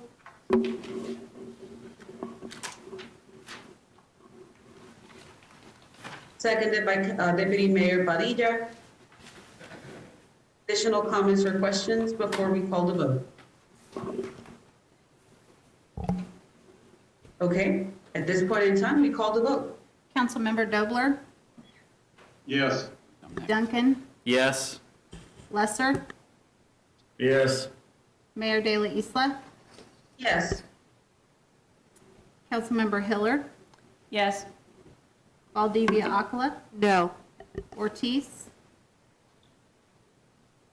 I'm going to abstain because I got bits and pieces of it, and I don't feel like I should be voting when I didn't hear some of the conversations. I'm still having issues. Thank you. Councilmember Emerson, Yes. Padilla, Yes. and Nager. Yes. Okay, we have 8 yes, Ms. Valdivia Acala voting no, Ms. Ortiz abstaining, so the motion carries. At this point, we move on to the non-action items. At this point in time, we have non-action item A, if the clerk would read. A is discussion for the purpose of establishing priorities for the 2022 budget on or before the 3rd Tuesday of May and discussion of grant priorities. City Manager. Thank you, Mayor. This item moves us into the next phase related to our budget process. Tonight, we outline what we have written down as the budget priorities and ask the governing body to review and consider those priorities for approval. Steve Wade is available and will comment and give you some comments related to those priorities. Steve? Thank you, City Manager. Good evening, governing body. I'll be brief in the interest of time. The 5 points that we'll present tonight mirror the 10-year strategic vision and goals adopted by you on February the 9th. These are in your packet and will be used as we begin to prepare the budget for your consideration later this year. These will come back to you for consideration in the form of a resolution prior to the May 18 council meeting. There are 5 points. 1, investing in infrastructure. 2, continuing a commitment to developing neighborhoods. 3, continuing a commitment to public safety. 4, selected strategic investments toward quality of life. And 5, improving fiscal sustainability. Again, these are in your packet and have several bullets each, but I would stand for questions. Questions for Mr. Wade or Ms. Lamendola? See none. City Manager? we will bring this back at the next meeting for consideration for approval. Councilwoman Hiller. Yeah, I didn't have a question, but I did have a comment. I guess I can frame it as a question. On the very last bullet in here, and I think you did a great job, by the way, Steve, Jessica, city manager, whatever, of tying this in with the strategic plan and beginning to move us forward in that way. So good feedback on that. The one question I had on the very last bullet, it says, make strategic funding decisions based on 5-year long-term impacts. And I would certainly hope that we're looking way down the line. In fact, we're talking about some of those with the CIP. So I wondered why it says 5 years in there, if you'd be comfortable with it saying 5-year and long-term impacts, or just long-term impacts. I think primarily I look at the fact that with the 5 year is how what we focus our attention on when we do a CIP. And so I think when you look at the fiscal sustainability, it's hard to go, I think, looking at it long-term, and that 5-year time frame is probably about as much as we can control doing projections and so forth. Decisions that we make could be much better as far as, beyond 10 years, the longer time, we are making decisions that do affect the long term. But we tend to focus on the 5 years, so that's why that's mentioned. Thank you. I just would encourage you to think about it a little bit more. I mean, what we don't want to do is just be thinking a year or 5 years at a time, in my opinion. Oh, yeah, One of the reasons we're involved in a lot of the things we are with the operating budget as well as the CIP is because people didn't. Right. And so I would encourage some thought about that before we vote. Okay. Thank you, Mayor. We have Councilman Emerson to be followed by Councilman Emerson, you didn't raise your hand? Forgive me, I thought you were going like this. Then Councilman Duncan, and we do have somebody signed up for public comment on this. I guess I just have a request, unless my colleagues don't like this or staff has a reason.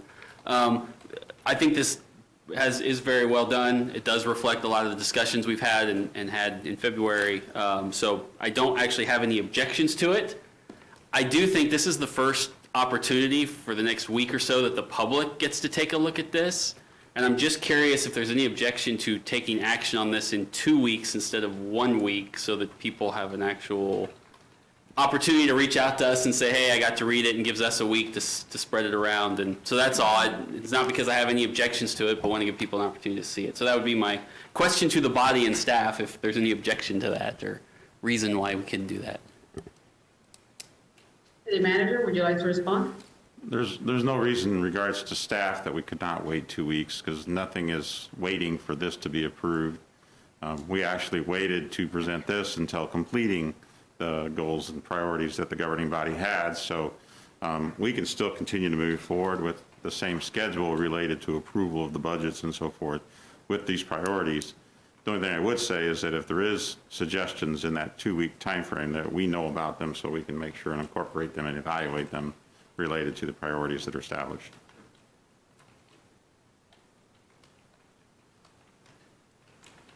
Okay. We do have Mr. Joe Ledbetter signed up to speak on this item.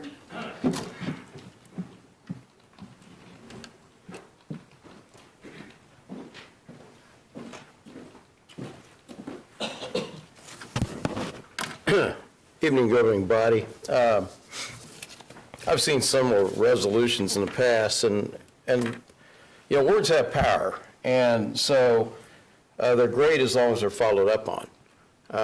So a couple points I'd like to make. I'm not seeing this language, but I'd like to see it worked into it. Productivity gains, productivity measurements. We talk about we're going to utilize cost effectiveness and measurements, but I'd like language that actually ties that closer to the staff and their performance, especially units of management and department management. One of those things that could greatly enhance productivity is tough negotiations when it comes to work rules, especially in the water department, street department, and maybe even codes. Those are the three areas that I hear the most complaints about from the citizens. I also, in looking at infrastructure, obviously we want to invest in infrastructure. I mean, that's kind of a no-brainer. But how you invest? Are you transparent with the contracts? Are you transparent with the bid processes? Are people shocked at what a contract paid for that they had no idea there was a contract even signed? Like the Gage Park crater that I've heard nobody say that looks good or should have ever been built, especially for $1.3 million.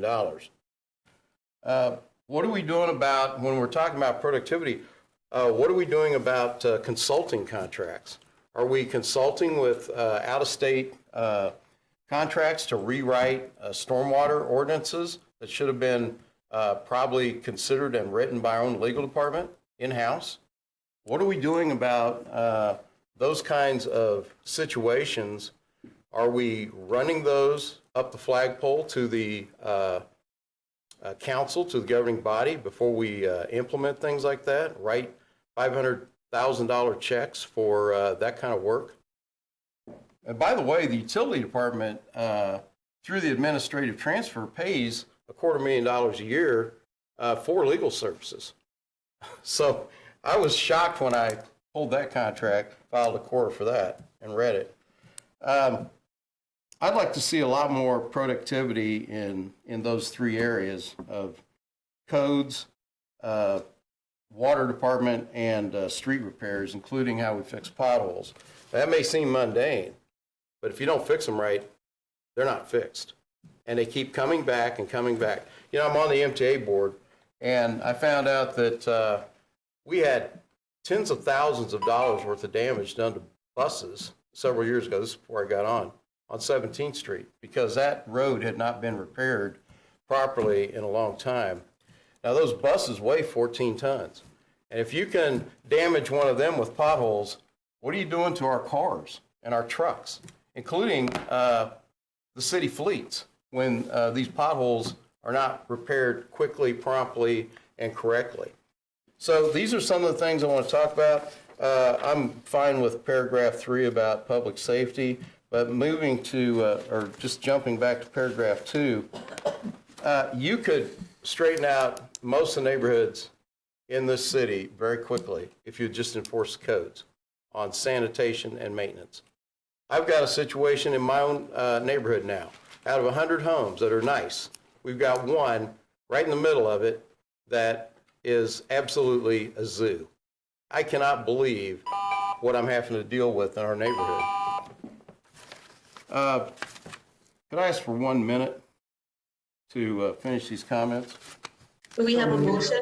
We have a motion by Councilman Emerson. We have a second by Deputy Mayor. The extension is for another minute for Mr. Ledbetter to finish his comments. We proceed with the vote. Councilmember Duncan? Yes. Yes. Lesser? Yes. Mayor De La Isla? Yes. Hiller? Yes. Valdivia Aquila? Yes. Ortiz? He responded yes to the chat, yeah. Okay. Emerson? Yes. Padilla? Yes. Nager? Yes. And Dobler? Yes. We have 10 yes, motion carries. Mr. Ledbetter. Thank you. Oh, the clock's reset. Okay. In that neighborhood, after a year of lobbying Parks and Rec and well, basically the county commission, we just got that park to have brand new playground equipment.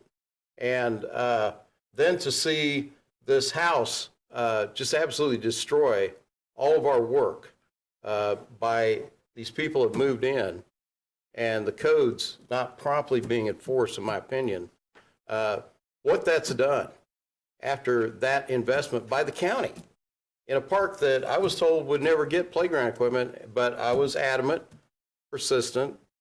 I'm kind of known for that. And we did eventually get it. And it's a nice park. But that's just one of the things where even with other governing bodies, if we're not taking care of our neighborhoods, it turns them off from investing in our neighborhoods. So it is very important how these words are crafted. I understand that, but it's more important that they're implemented. Thank you. Additional questions from the governing body? I think that there has been a request for us to kind of move this item, not for next week, but to the week after, to allow for the community to have further discussion and input. There is no further comments or questions. I think that we would move on to item B, if the clerk would read. B is discussion of the proposed 2022 to 2031 capital improvement plan and the 2022 to 2024 capital improvement budget. City manager. Thank you, Mayor. Tonight, we have put on the agenda an opportunity to continue to look at capital improvements. We have sent out a couple of further supplements, Supplement 2 and Supplement 3, related to capital improvements, and you should have received those. We continue to research and prepare answers to questions that have been sent. Tonight, as a continuation of the capital improvements, we're going to do a presentation by Brian Faust. We're getting him one more time before he departs us to go through and talk about some streets that are predicted, according to the capital improvement plan, to be done in 2026. And if you look at the numbers that present for that, it's greater, it ends up causing our GO bond issue to be greater than the 9 million that we would average in that situation. So we have a logjam, to put it lightly, and we need to make some decisions regarding when certain projects are going to be done. And so to start that, I think it's best to understand what's being proposed in that particular year, and then from that have a discussion on what we want to move from that year, and whether or not, or look at whether we want to provide additional funding for doing more of those streets within that given year. So it's both options. And so at this time, if Brian Faust, city engineer, would please go through his presentation, I'd appreciate it. Thank you, city manager. This evening, we'd like to start with some of the highlights, how we look at determining future street projects. Since late 2016, there's been a lot of discussion about our pavement condition index, or PCI. At that time, the governing body set a goal of an overall PCI of 60 with a strong desire to reach 70. The PCI that we show here is just a starting point. We also work closely with our street operations to find out where their maintenance dollars are being spent. Another key factor is that we just definitely listen to the public. They drive certain roads several times a day, and they have a unique perspective on their condition. Also, as we move forward, we will be doing more detailed modeling of our street network, and that model will also provide additional guidance. Lastly, it's important to remember that these are computer models, and what goes in is only as good, or what comes out is only as good as what goes in. The field evaluations are critical, despite with what the models tell us. In looking at the proposed CIP, there are a number of street projects shown under construction in 2026. At current GO funding levels, it is not possible to make all these improvements recommended within the CIP.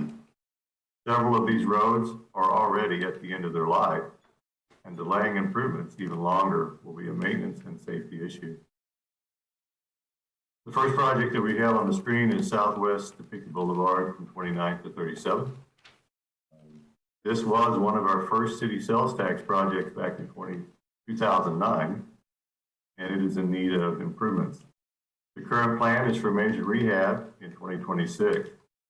The improvements to the road are being funded through both citywide sales tax and GO bonds.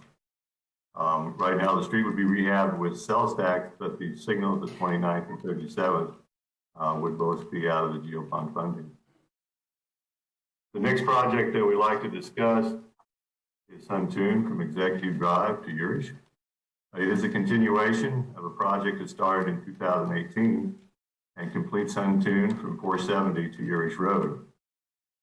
We'd be upgrading this road from a narrow 2-lane road to an urban section. Construction is also shown in 2026 with the funding shown of $4.9 million, all of general obligation bonds.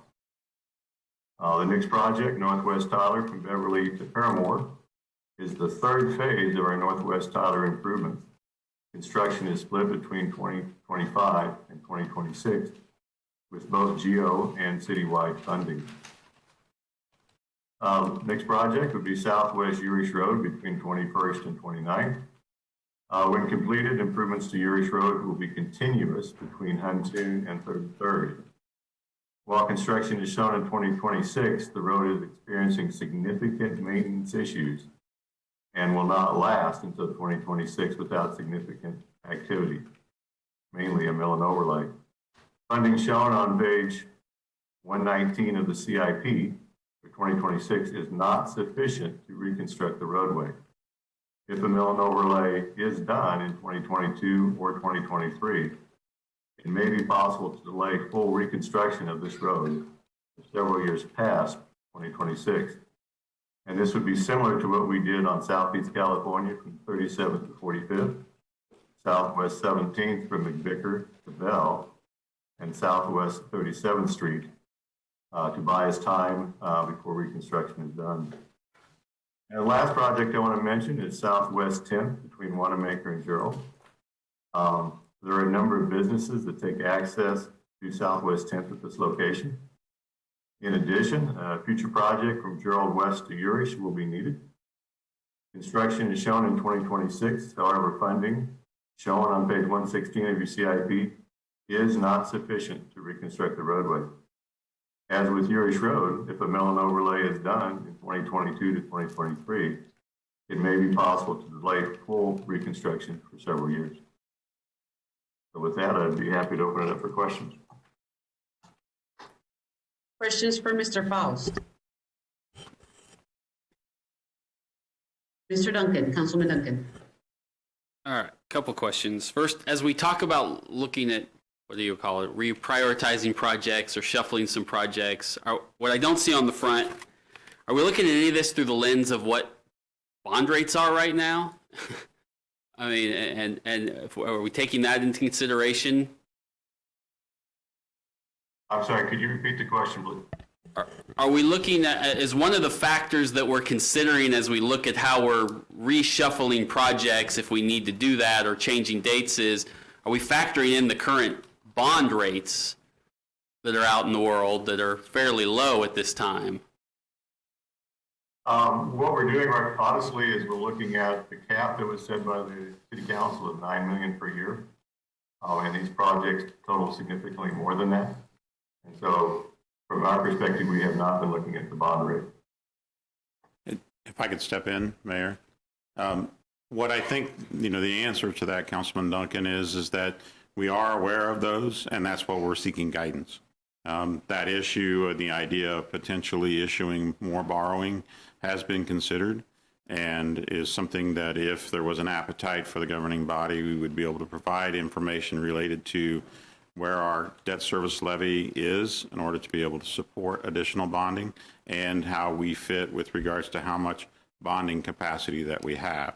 And so Director of Finance and Administrative Services, Jessica Amendola, did some work with her staff and has information related to what we could do, and also looked into that after the year 2025, the bonding, we will have some additional capacity because we will have paid off the STAR bonds for the racetrack, and also we will have can finish the College Hill TIF bonding that we will have paid off that are taking up a portion of our capacity in debt service.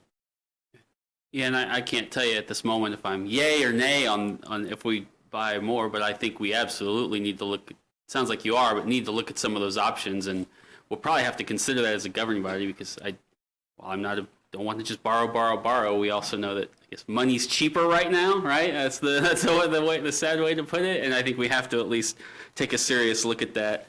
My second question relates to Urish Road, which I won't tell you how many emails I get constantly about Urish Road, but I do have a question about the mill overlay not occurring until 22 or 23.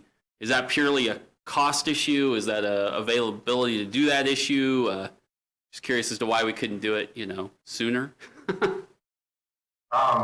we could, the mill overlay would be funded out of the citywide sales tax pot, and those projects have been approved from the committee and the governing body already for 2021. And so the first opportunity that we have to come back would be 2022, unless the council decided that we could move it up to 2021. Okay, thank you. Other questions or comments from the council? Councilwoman Valdivia Alcala. Thank you, Mayor. Brian, I do have a question since the Northwest Tyler and Beverly to Paramore is on here. Obviously, because of the decades-long need for improvement in this area, this is not something that I would like to see that would be pushed on into the future years. If anything, I would like to see if maybe it can be speeded up isn't the correct verbiage, but when I asked about the project from Northwest Lyman Road from Northwest Tyler to Northwest Vale, so this is kind of mixing with the same project, obviously. And you told me that the sidewalks coincide with road construction, for which we need 3 years, 1 for design, 1 for utilities, and 1 for construction. Earliest would be design in 2022, utilities in 2023, and construction in 2024. But as we look at the whole Lyman Road project, part of which is Beverly to Paramore, is there any way that the entire construction for the whole of Lyman that we're looking at can be completed more quickly, or no? It says here Northwest Tyler, Beverly to Paramore, but then it says phase 2, phase 1, phase 2, and then phase 3. So, Just want to make sure, because you said Lyman. oops, sorry, take that back, correction. I'm just wondering if the entire project can be moved up, rather than the completion date of 2026. It can if funding's available. What we did with the second and third phase, all the way from Lyman to Paramore, we actually designed it all as one, but we split the construction into 2 separate phases. And so the construction the design will be completed this year for phase 2 and phase 3. We weren't planning on construction for the first phase. I believe it's in 2022, with the follow-on phase in 25 and 26. It could definitely be moved up because the design will be done. Again, it's just a matter of funding. Okay, thank you. And then also with the presentation or the numbers that Jessica has, will that be giving us a total on these projects that are listed on here that we're looking at? They've already been presented. Yeah, But I know, but just like the numbers thrown out right now, just throwing them out. I know they've been presented. If not, that's fine. We could go back and provide those, yeah. Councilman Dobler, to be followed by Councilwoman Hiller. Thank you, Mayor. And maybe the city manager said this already and I just didn't catch it. I think it would be helpful to me just to see a chart that shows where our CIP is, where all the projects total up to right now, and the $9 million cap, what it would take to, what adjustment to that cap would be necessary and for how long to get all of these projects in the time frame that we're talking about right now without moving some of the projects out. Did that make sense? Yes, sir, it does. I think that I'm going to have Jessica help me with that. I don't have a way to put that information up right now. I'm not sure if she has or Steve has the main CIP sheet, but if we were able to show the main CIP sheet with the general obligation bonds, I think it would show or characterize what we have for those projects. Is that something that Steve or Jessica could pull up to show the councilman? If there's a way to show that now, great. Otherwise, that's something you could perhaps send out a little bit later. Okay. I guess I'm with, sorry, Mayor, I'm with Councilman Duncan. If we're never going to see money cheaper than it is right now, probably. And if it makes sense to front load some of this, understanding that the I-70 project impacts it, and it's a once in a generation, maybe once in 2 generation projects, I think we should take a look at that. Thank you. Jessica, do you have anything you can provide at the moment relative to that thought regarding additional funding through additional bonding? Is the question just what the CIP currently includes? Yes, I think so. And whether we could move those forward with funding. If the funding was provided, what would it look like in funding that forward? Okay. I think, Steve, can you share your screen? Are you trying to pull it up? I'm pulling it up right now. Okay. So what is in the CIP in the first 5 years? The first 3 years, we're compliant with the existing policy. And then I believe in year 4, we are as well. And then year 5 is where it spikes. So it's reflected, and I know Steve's scrambling to pull it up, so I apologize. We don't have it readily available. Okay, it's coming our way.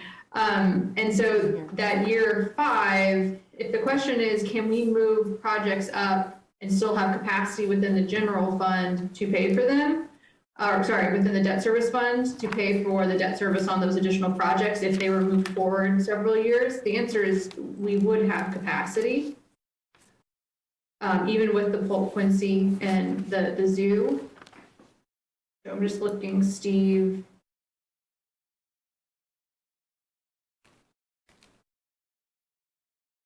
We're not So seeing on the, there we go. in the middle of your screen, in the peach color, are the totals per year. So in that year 5, you're seeing 18.8 million as total funded needed to fund all the projects currently presented in that year. Right. You have it in 2026. So I think, so again, we can accommodate that in the debt service fund with the existing structure because we are seeing some debt fall off in the year 2025. You know, one of the things we could also consider if the body was open to revisiting that policy is tying the restriction to other metrics that more closely reflect the city's paying ability and impact on the overall operations, whether that's as a percentage of operational expense, a percentage of per capita, a percentage of value, reflects the city's growth and essentially our ability to pay would be one option. Councilman Dobler. Thanks. This is good information. So, for instance, if we just took the first 5 years there, the 10 million up through the 18 million, the average of that's 11 million a year, roughly. So if we were to simply increase the cap to 11 million for a period of 5 years, where would that put us?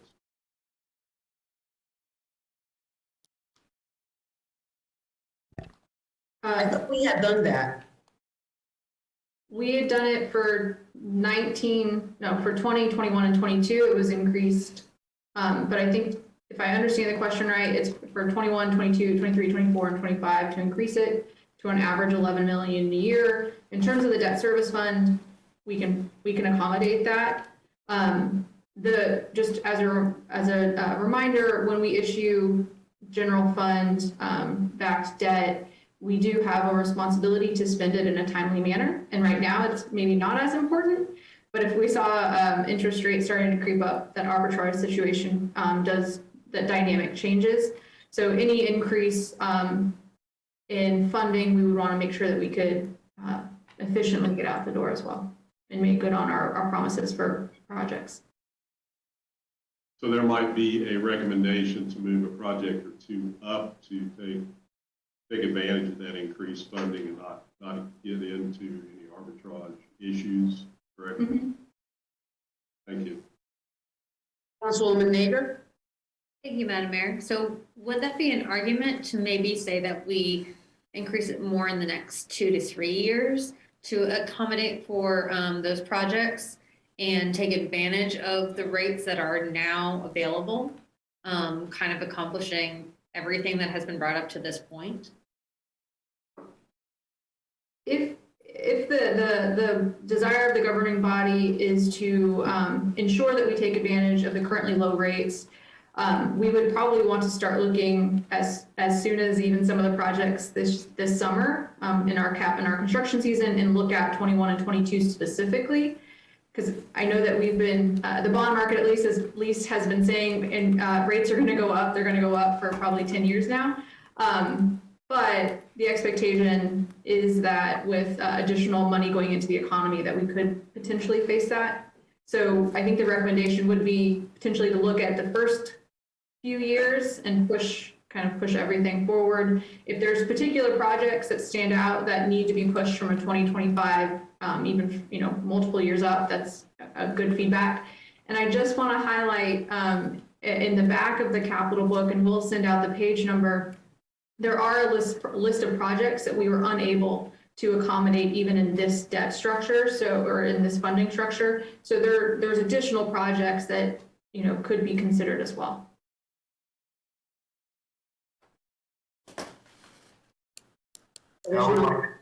Yes, Brian, I'm so sorry, Mr. Fowler. I would like to add a comment. We can move projects up, but when we do a reconstruction project, it's not like we can do it in 22 or 23. I mean, it does take that 3 years minimum. We have to get a consultant on board. We have to design it. We have to possibly acquire right of way. We have to have all the utilities to relocate before we start construction. So if we say we want to move a project up, you're talking 3 years before we really start construction. We just need everybody to be aware that, well, money's cheap right now. We can't start construction on something for a significant period of time. Councilwoman Nager? Thank you, Madam Mayor. I appreciate you making that point, because obviously we don't want to put the cart in front of the horse. I just want to emphasize that I would be much more supportive of that rather than putting any of these projects off any further, because even if we don't put the money into the base projects now, I know that we'll be paying for the maintenance in the meantime. And especially in my line of day work, that covering of the cost of the maintenance can sometimes cost even more than that initial project. So I would appreciate that. Thank you. And the other consideration I think that we have to have is the staff available for us to be able to manage all of this. So that's another conversation that we need to have. I know that Councilman Lesser had his hands up and City Manager has his hand up. Councilman Lesser can go first. I have an idea that I want to present, but I think get that other input first before I present.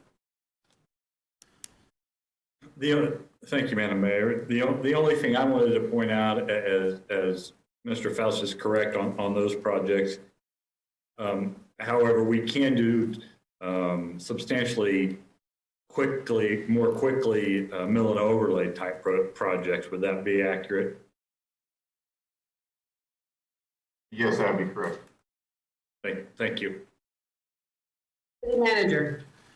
Yeah, I think that fed right into what I was going to say. I think that we can look at bringing something forward that takes a look at where we're at in the design process for each of these projects and determine which ones could be moved forward in a given year and then which ones, based on priority, make more sense to do a mill and overlay and put that project back a number of years. And so that we can set up a schedule that will move the projects forward, but also not leave some of these streets that we've identified as being trouble to just be trouble for the next 4 years. Do a mill and overlay, make them more travelable for that period of time until we can actually get to them based on capacity that we have for design and administration of that particular project.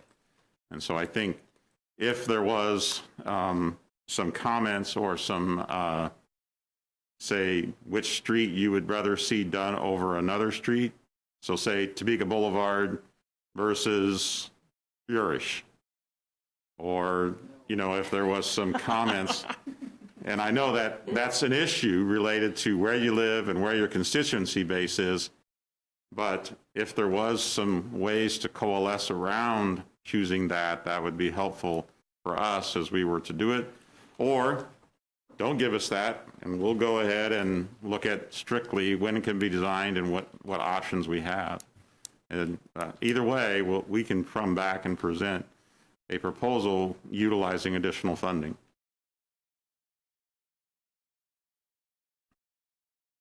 Councilwoman Neighbor. Thank you, Madam Mayor. I think that's a great idea, and also taking into consideration any utilities projects, any water mains or anything like that, True. Making sure that we're not doing a great job of mill and overlay and then tearing it up the next year.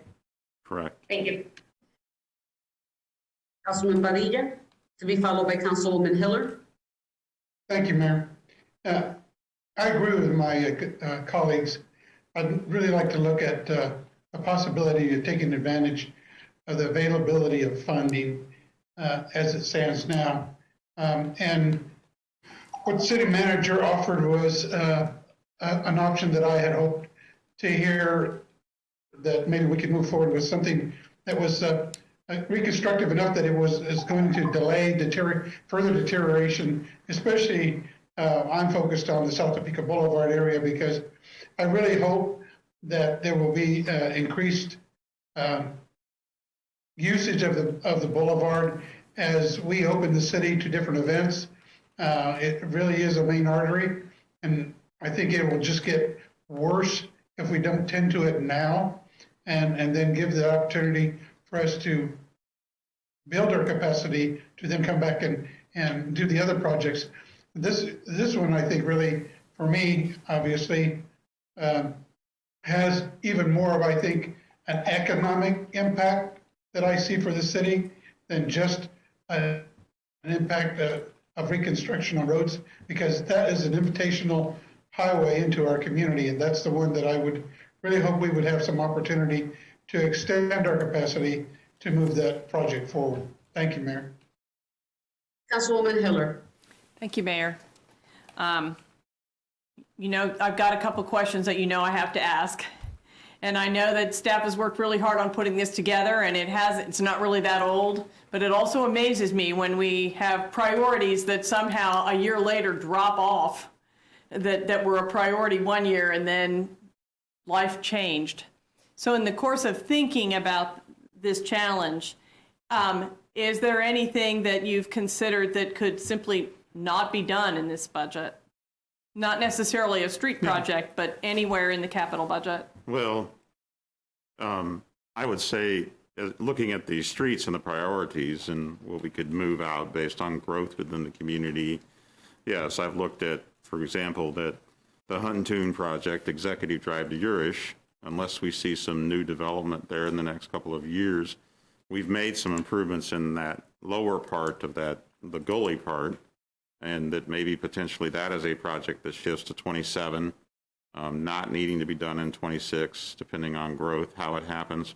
That might need to move up if suddenly housing starts developing along Urish and those farm fields. So definitely have looked at what could or couldn't be done. And the cost of these street projects makes it hard to make it up with some of the other types of projects that we do in geo bonding. And so with the way we're looking at funding some of these, very difficult to relieve our options based on other changes within the budget. But definitely looking at the fact that there may be a project that doesn't need to be done in 26, could be pushed out to 27 or 28, and smooth that whole process out.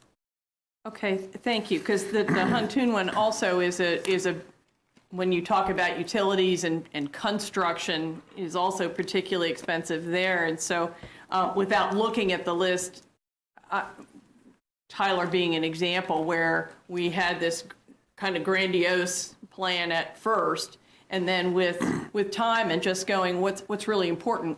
What's the traffic bear? I mean, right. I don't know if there are any projects in here that don't really need to be as big as they are in there right now, or? Right, and we'll look at that. But I think, you know, when you talk about the Tyler project, it was mentioned that design, the whole street is going to be I wasn't saying different. that to be critical about it, but that started out as fun, you know, a whole bunch of things that have changed. Based on that design, that's a street that can move up in the list if the design work is done and the other changes that need to be made are done. We may be able to move that one up in the years and do it earlier because the design's done. We have the limiting factors that we have to figure out based on design and then utilities and then construction. And so take a look and break each one of these down and see where we're at in the process, what's been done, what hasn't, what could be moved up for design to start earlier than we intended to do, and really analyze what we have as options and develop a plan related to the additional funding being available.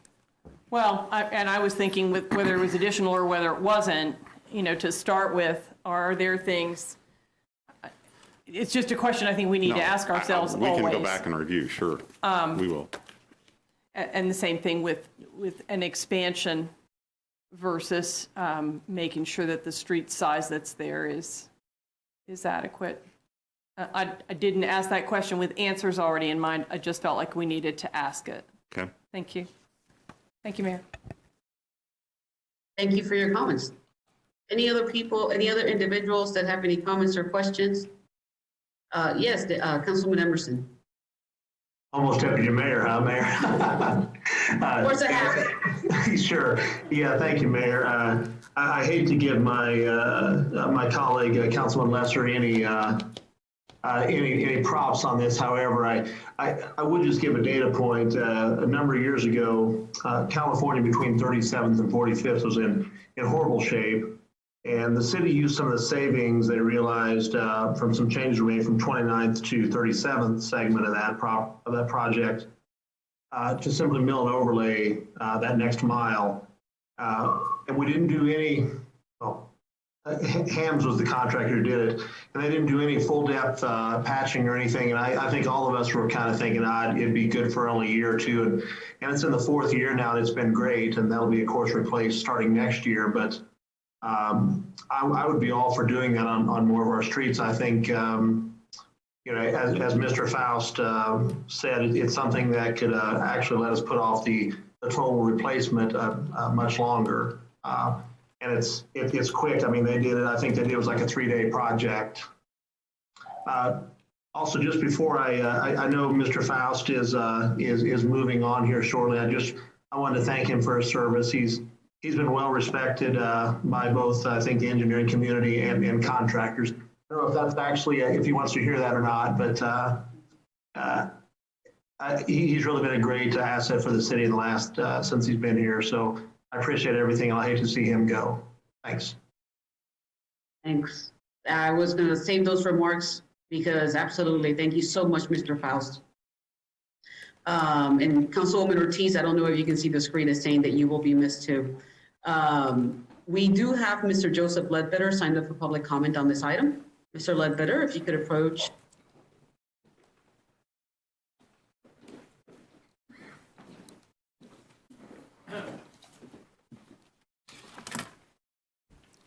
Thank you, governing body, and thank you, Mr. Faust, because I think it was you that got the 17th Street fixed that had been breaking the buses. I am handing out pictures, so I'm going to ask that the clerk would keep enough copies for the people that aren't here that they could somehow maybe be scanned and emailed. I apologize, this is new, you know, where you've got half the audience is here and half isn't. and that's fine. So anyway, what I'm showing pictures of is the 900 block of Southwest Fillmore, which you can drive safely at about 10 miles an hour. I would hope that that would also be one of these mill overlay type projects where you don't have to rebuild the whole street. But it's much more effective. I agree with what's the discussion tonight to resurface these streets like we're going to do 45th to 49th because that street probably hasn't had proper maintenance since the state turned it over to the city. And I believe that date was 2003. I did some research on that. It might have been 2002. But that's a long time not to have proper maintenance. And that's a lot of damage to a lot of cars, trucks, and it sends a horrible image of this city to visitors and outsiders. One of the things you could also do to raise some immediate money is trim your reserves. The best practice is 15% for any city, especially this size. I think we're at 22, 23%. We've got as much as 35, 40% in some of our utility funds. One of the most bizarre things I ever heard of was that we were borrowing revenue bonds a few years ago to put money into our reserves in the utilities of the water so we could increase our bond rating and borrow more revenue bonds. I said, what? I said, if you need 15%, why would you do that? Why wouldn't you just spend cash and actually get distribution lines repaired instead of putting the money in the bank and not getting it done? So I have a bit of criticism for the way the water department's been run, especially in the distribution lines and repairs, because we have got hundreds of breaks a year. And if we would have been replacing these distribution lines years ago, and even now, we would have probably seen a whole lot less breaks. And I'm not going to go into all that tonight, but on these CIP projects, if you want to raise GO bonds under this low rating, and if it's even possible with capacity of the staff, then what you should do is especially take off the table some of the revenue bond borrowing you're doing. Neil, I'm going to use you. I heard you a year ago say that revenue bonds are borrowed by cities that are growing, not cities that are stagnant. And we have no business doing a lot of borrowing in the revenue bonds when the city is actually shrinking in population. And that has to be addressed. It has to be addressed by planning, it has to be addressed by neighborhoods, it has to be addressed by this body. But at some point, that has to be turned around. That's a red flag. You don't want that going on the 7 years we've had it going on. But it does affect our revenue. So there are some things we could do. You could have $1 million less in your reserve, and right there, come up with some more money for street repairs if you wanted to do that. Be bold. I mean, think outside the box of what the staff tells you, and actually come up with some of your own ideas. You guys are bright. You can do that. And listen to the public. The public will give you bright ideas. So anyway, that's my take on the CIP. Obviously, we want to support the Pope Quincy Viaduct and other projects like that. Thank you. Thank you for your comments. Any other comments or questions on this item? Seeing none, at this point in time, it is 8:28. We typically take a 5 to 10 minute break to allow people to stretch their legs before we proceed with the meeting. Right now, according to my clock, it's 8:28. And we will no later than 8:35, 8:38 be back to the meeting. So at this point in time, we're taking a recess. Thank you very much.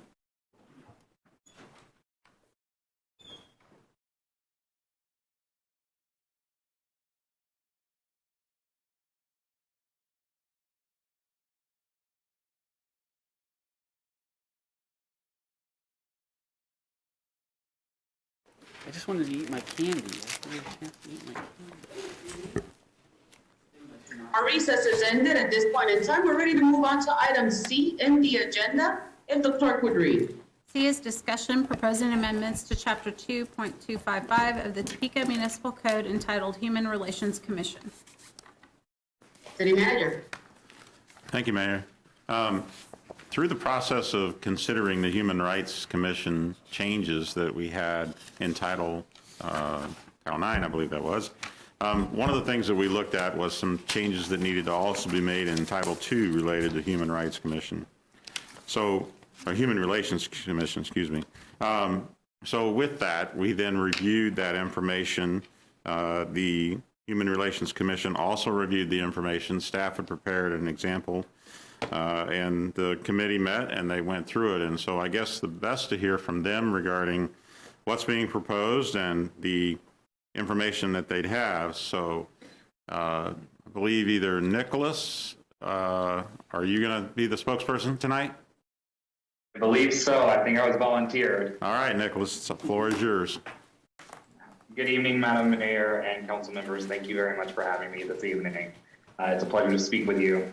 I believe Commissioner Williams was supposed to also be with us this evening, but she had to step away. And she gave me a few brief remarks for her. First off, she appreciates your confidence in the commission as we seek to continue to fulfill our mission. She also extends an invitation to all of you and members of the public to join us at our meetings, and would also continue to love to have your input as we try to fulfill that mission. This ordinance, in short, just tries to clean up the Human Relations Commission code by clarifying language, making it a little bit more specific what is within the commission's powers and duties. And then it also updates the protected class language by referencing the discrimination code. And but there are two main updates that are within this ordinance that I wanted to draw to your attention because I figured that would be the most significant for you. Number one is it allows the commission to help with civil rights complaints by referring those individuals with complaints to an entity that can help them. So what this looks like is that the commission would be able to refer one of our constituents with a civil rights complaint to the Kansas Human Relations Commission. So in that sense, what we are here to do is just to help the public and direct them to the right place. The second thing is that it designates the Human Relations Commission to review the quarterly independent police auditor report and quarterly affirmative contracting reports. And then after this review, we can express any concerns that we might have to the city manager. Otherwise, there's no new powers. So let me be specific about what this ordinance does not do. It does not give the commission any enforcement authorities whatsoever. And it also does not give the commission any authority to accept public complaints in an official capacity either. So with that, those are the two things I wanted to bring up to your attention. Nicholas, thank you so much for your presentation. Do we have any questions or comments for him?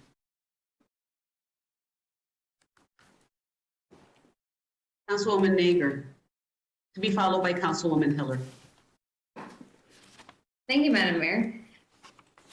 Mr. Smith, thank you so much for joining us tonight. I know that as I worked on the non-discrimination ordinance last year, and as they were working on it, that this was a huge part of it, and that we ended up, per Councilwoman Hiller's request, taking the two apart, and I think that's been advantageous for both measures.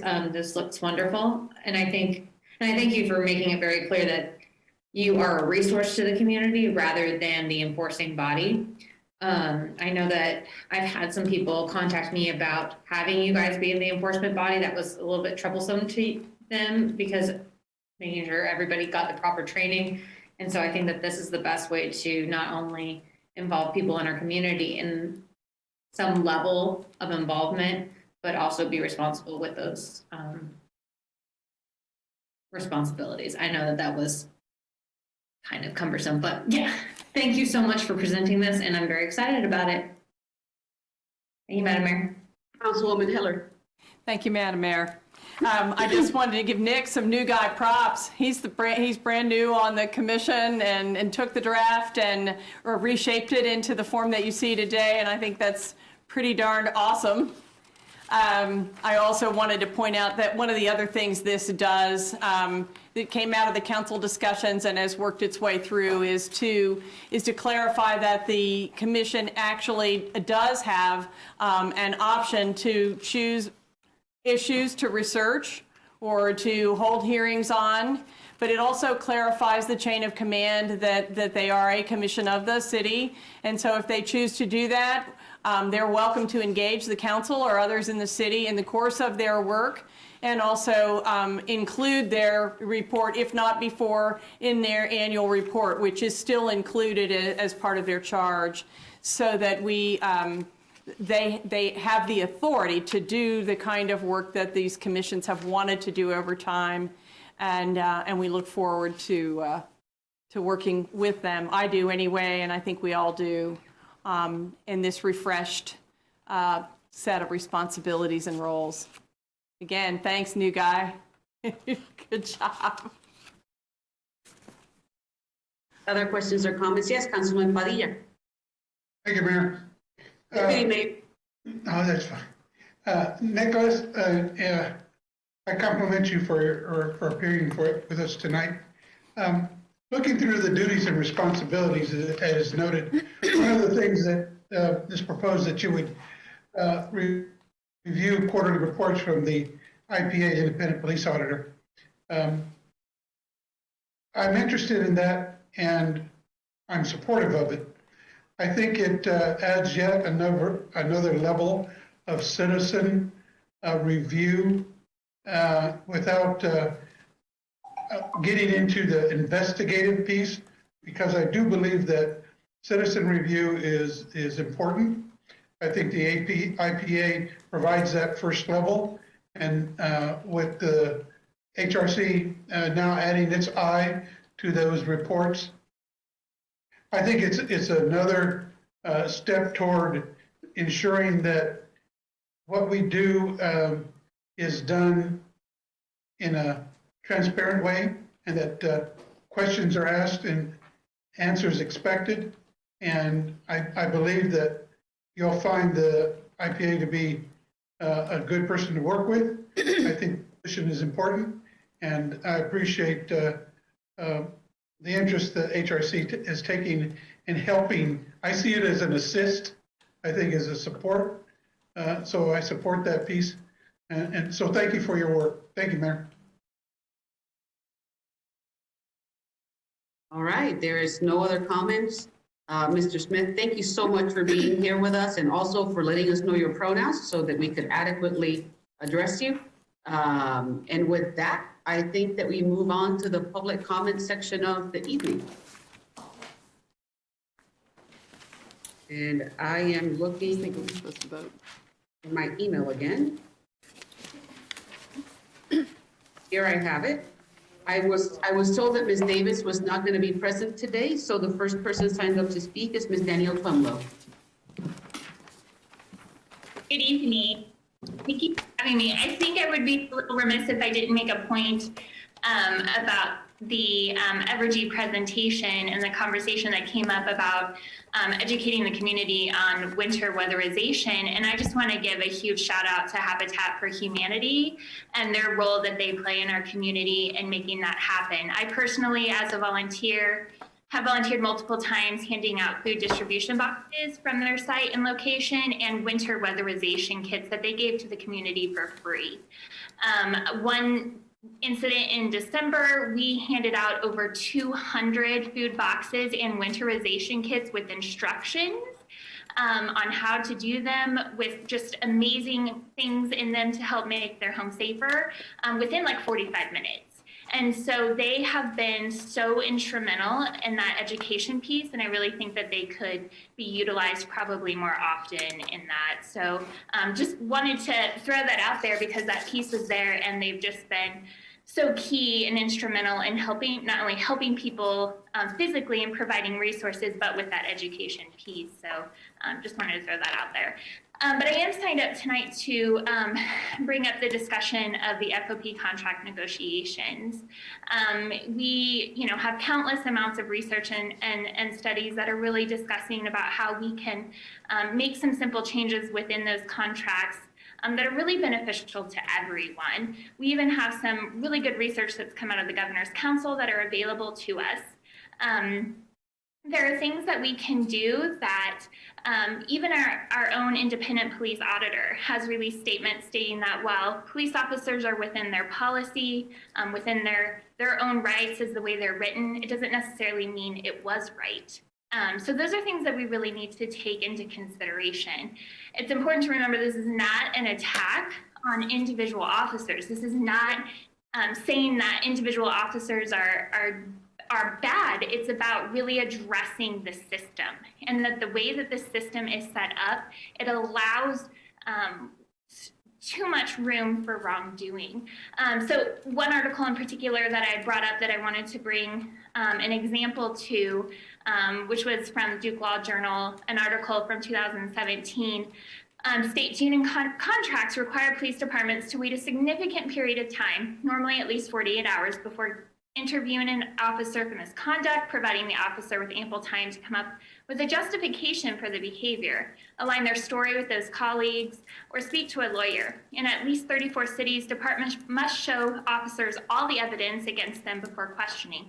And in dozens of cities, contracts require police departments to destroy or seal officers' disciplinary records after a certain period of time, sometimes as little as 2 years after the offense. Other contracts prevent investigators from considering officers' past misconduct. And this goes on. And these are articles that are discussing contracts that are really just give way too much power. And I would tell you that we can start at page 88 and go for 6 pages, and that identical wording is in our FOP contract. We can then start at page 68 and go for an additional 6 pages, and that identical wording is in the FOP contract. So this is something that was brought up years and years ago as something that's really problematic. And this goes back to mitigation, something we were talking about earlier this evening. Like, we need to figure out how we can prevent things. And we know that there are certain adjustments that can be made that can potentially help prevent officers who really aren't staying within that realm from being properly reprimanded. Another quick piece of that, sorry, I'm screaming toddler. Oh, is that my time? All right, thank you. It is. Okay, would you like an extension? Can I get 1 minute? Absolutely. Do we have a vote, a motion to extend Ms. Pueblo another minute for her to wrap up her comments? Councilman Emerson expands, and then seconded by Councilwoman Nager. At this point in time, proceed with the vote. Councilmember Lesser?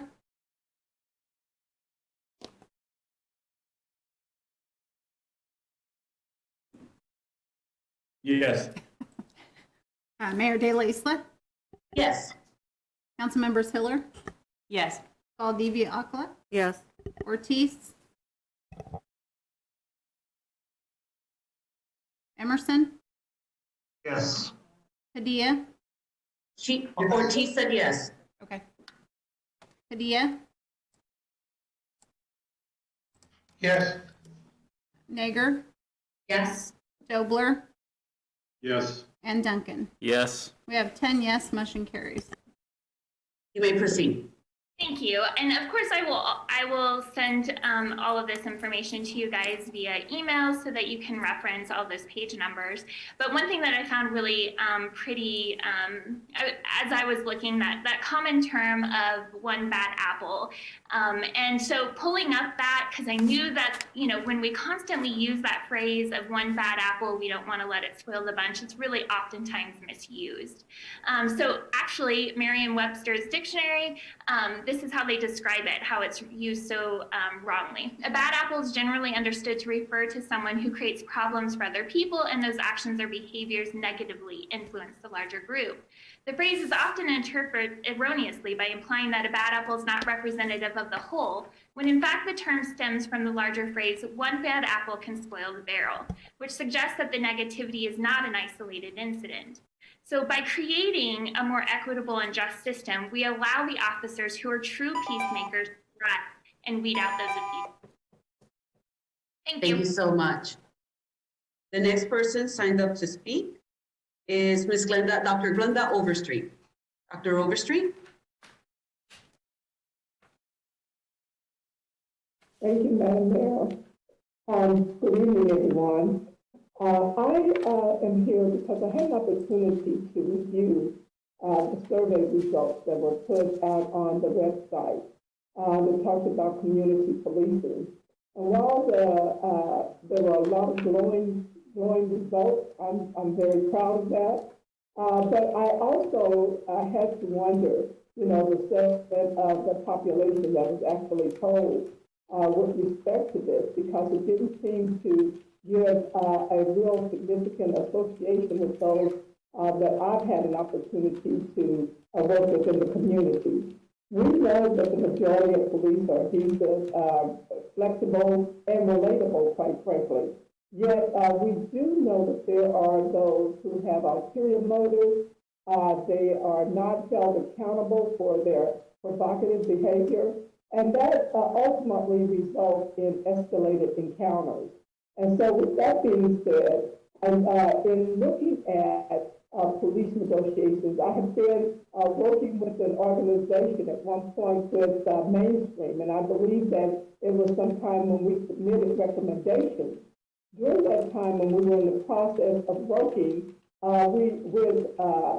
interviewing with the Sheriff's Department, the Police Department, we also wanted to do a 360-degree review and meet with the FOP. That didn't happen.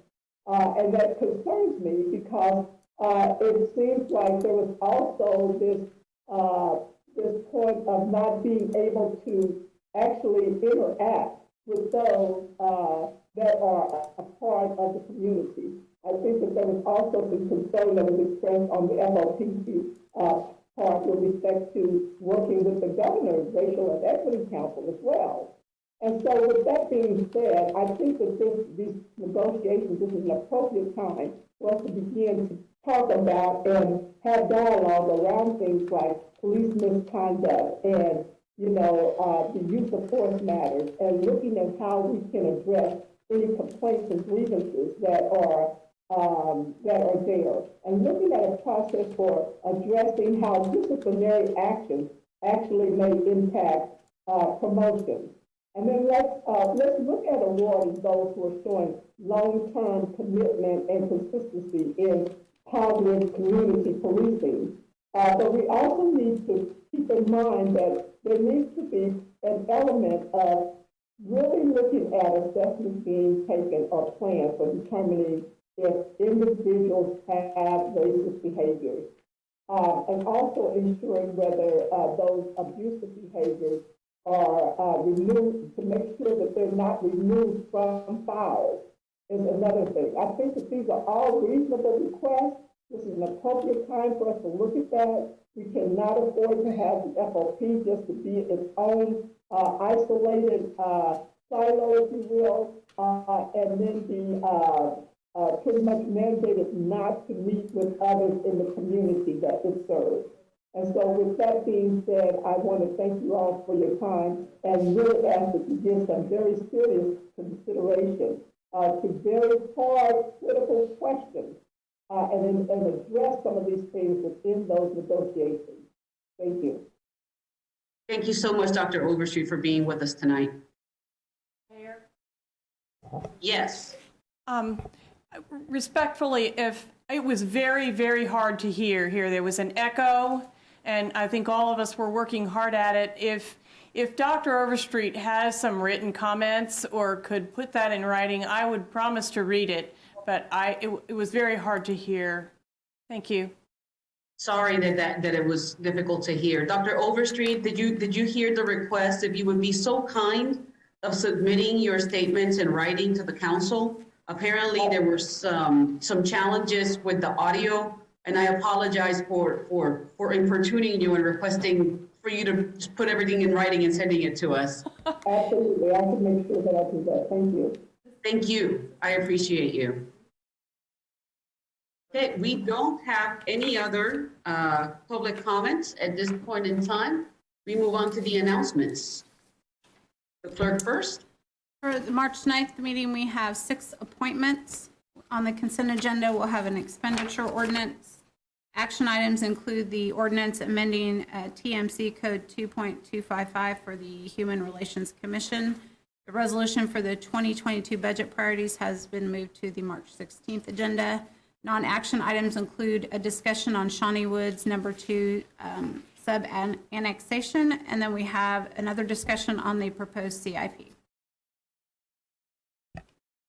City Manager. Thank you, Mayor. I have one announcement today. Shawnee County COVID-19 Vaccine Interest Survey Assistance Mobile Pop-Up Clinic for persons 65 and older will be Saturday, March 6th. This is a program that the city is partnering with the county and Jayhawk Area Agency on Aging to try and get 65 and older individuals signed up. The clinic, like I said, is Saturday, March 6th, 9 a.m. to noon at the Hillcrest Community Center, 1800 Southeast 21st Street in the parking lot. You will need a cell phone or email address in order to complete the survey. Thank you much. Councilman Dobler. Thank you, Mayor. Quickly, I appreciate Judy, who gave the invocation at the beginning of the meeting. I want to say thanks to Liz Toyne, our council office manager, who made that suggestion and set everything up. So thanks, Liz. Thank you. Councilman Duncan. Nothing this evening, Mayor. Thank you. Councilman Lesser. Nothing, just real quick. I too want to share Councilman Dobler's. SLI is a fantastic organization. I've been on the board for, gosh, I don't even know how many years, almost 8 years. I was chairman. Great people, great organization. And I thank you too, Neil, for extending that invitation to have them have that young lady lead the invocation. So thank you, and a great organization. The only other thing I'll add is a lot of people don't put 1 and 2 and 2 Festival of Trees every year. That's sheltered living as well, their main fundraiser. So keep that in mind next December as well. Thank you. Councilwoman Hiller. Thank you, Mayor. I'll third that. That was just one of the most special invocations. I always appreciate them. That was really special this evening. And thanks, Councilman Dobler, for taking the time to do the introduction the way you did, too. It meant a lot to her, very obviously, as well as to us. I just had one thing, and that was a request across the table to City Manager. A number of us have been fielding a lot of calls and a lot of angst and anguish about the notices that went out regarding the vacant structures ordinance. I think it would help us all, if possible. I'd like to request that we get a report refreshing the council and the public on what the goals were for that ordinance, why it got passed in the first place, and then what the activity has been in terms of properties, however that report would be, the type of properties maybe, and how many, and what the results have been, and overall then what our success toward that original goal has been. Thank you. You're welcome. We'll do so. Thank you. Councilwoman Valdivia Alcala. Thank you, Mayor. First, in regards to the pro-champ, somewhat of a debacle, I did receive a notification from one of my constituents in North Topeka that received notification on 4 different properties. None of them could have been considered vacant. Per her understanding and per my understanding. I just want to make sure everything that's being stopped with ProTramp, they're stopping it at this point. So no collection on fees or anything is happening at this time, correct? Yes, what we're doing is going through and verifying the properties that should have received the notices and those that shouldn't. Individuals should go ahead and follow the process that's listed in the notice that they received to protest the filing against them, so that is noted, because then that comes to the city, and then we verify that it should not have received a notice and take it off the list. That's the process that should be followed. Okay, and they have been communicated. Folks have been communicated that? If they've made contact with the Property Maintenance Division, that's what they're being instructed to do, correct? Okay, and I know that, I think it was Mike Halligan had a meeting with ProChamp, like Right. some kind of emergency meeting. It would be beneficial because of the number of issues that have come to my attention in District 2 to have follow-up on that You as will. well. I would appreciate that. Yep. Also, I wanted to let Oakland folks know that our community garden is getting started. If you want to volunteer, and we are looking for kids, elders, middle-aged people, teenage people to get involved, if you contact me at 233-7110, I can give you the contact information for the person that's leading the community garden. And we're really hoping to add a wonderful art component to it as well, as a way to bring all of Oakland community together. And there has been some interest in North Topeka, and we're hoping to get them involved to see how all of this is progressing. And hopefully we can see one in North Topeka as well. Also to remind District 2 folks of the Fire Commission meeting that's happening on 3/18, that is March 18th at 6 p.m. I'll be giving another reminder next week. The issues that I've been emailing and talking to folks about is that we need all 3 fire stations to remain open in District 2, as well as being fully staffed, and also moves towards their updating, along with what we hope would be updating with all other fire stations in the area. Thank you, Mayor. Councilman Emerson. Nothing tonight, Mayor. Thank you. Councilwoman Ortiz, I'm sorry that I jumped her, but I think she's frozen. Yep, we lost her. Yep. I saw she sent a note, Mayor. Did you see that freeze shredding? I don't know if you can see that or not. Just one second, I didn't look at the comments on the bottom. Okay, Councilwoman Ortiz wants to let us know that there is free shredding this Saturday at the Judicial Center beginning at 9. And she says, thanks, she is frozen in District 3. Deputy Mayor. Thank you, Mayor.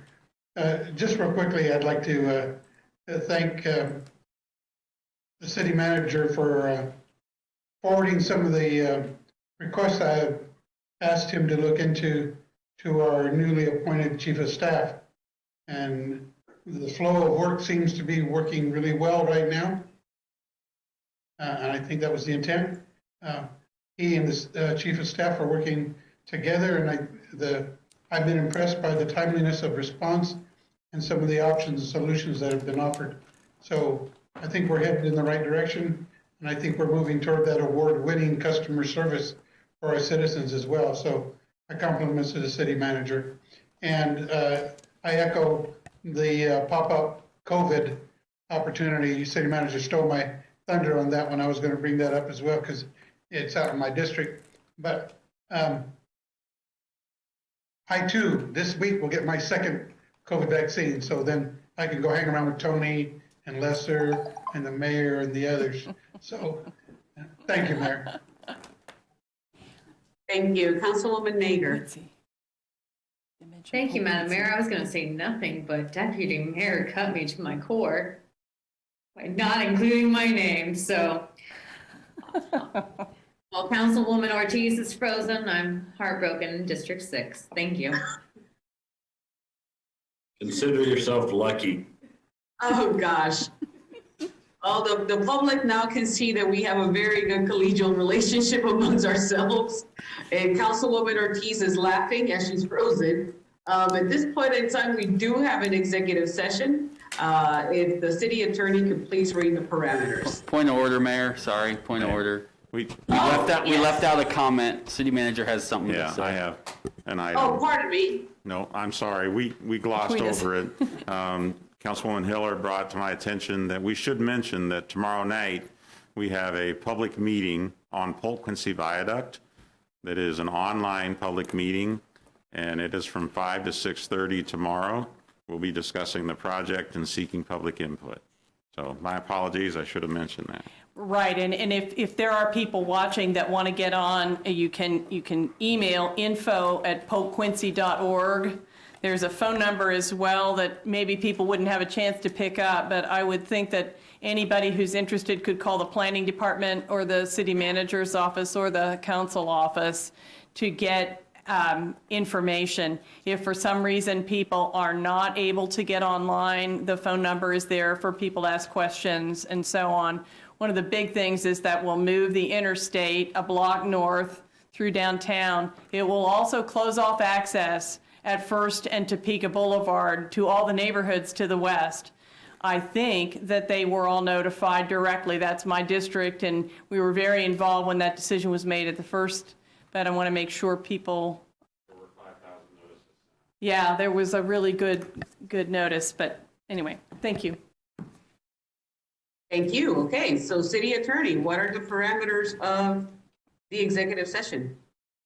The motion has to recess into executive session for a period of time not to exceed 30 minutes to discuss confidential employment matters pertaining to non-elected personnel as justified by KSA 75-4319B1 in order to protect the privacy of those discussed. To aid in the discussion, the following individuals should be present: members of the governing body, City Manager Brent Trout, and Human Resources Director Jackie Russell. No action will be taken when open meeting resumes in the governing body chambers. We have heard the parameters of the executive session. What is the pleasure of the body? So moved, Mayor. We have a motion by Councilman Emerson, a second by Deputy Mayor Padilla. Comments or questions before we proceed to the vote? We proceed by voting. Mayor De La Isla, Yes. Councilmembers Hiller, Yes. Valdivia Acala, Yes. Ortiz, Emerson, Yes. Padilla, Yes. Nager, Yes. Dobler, Yes. Duncan, Yes. and Leslie. Yes. We have Ortiz 9. votes no. She's a no? Yes. Yes, We have- ma'am. We have 9 yes, Ms. Ortiz voting no, motion carries. Motion carries. At this point in time, we will recess into executive session. No action is expected to be taken. We will return to adjourn the meeting. They killed the sound too early.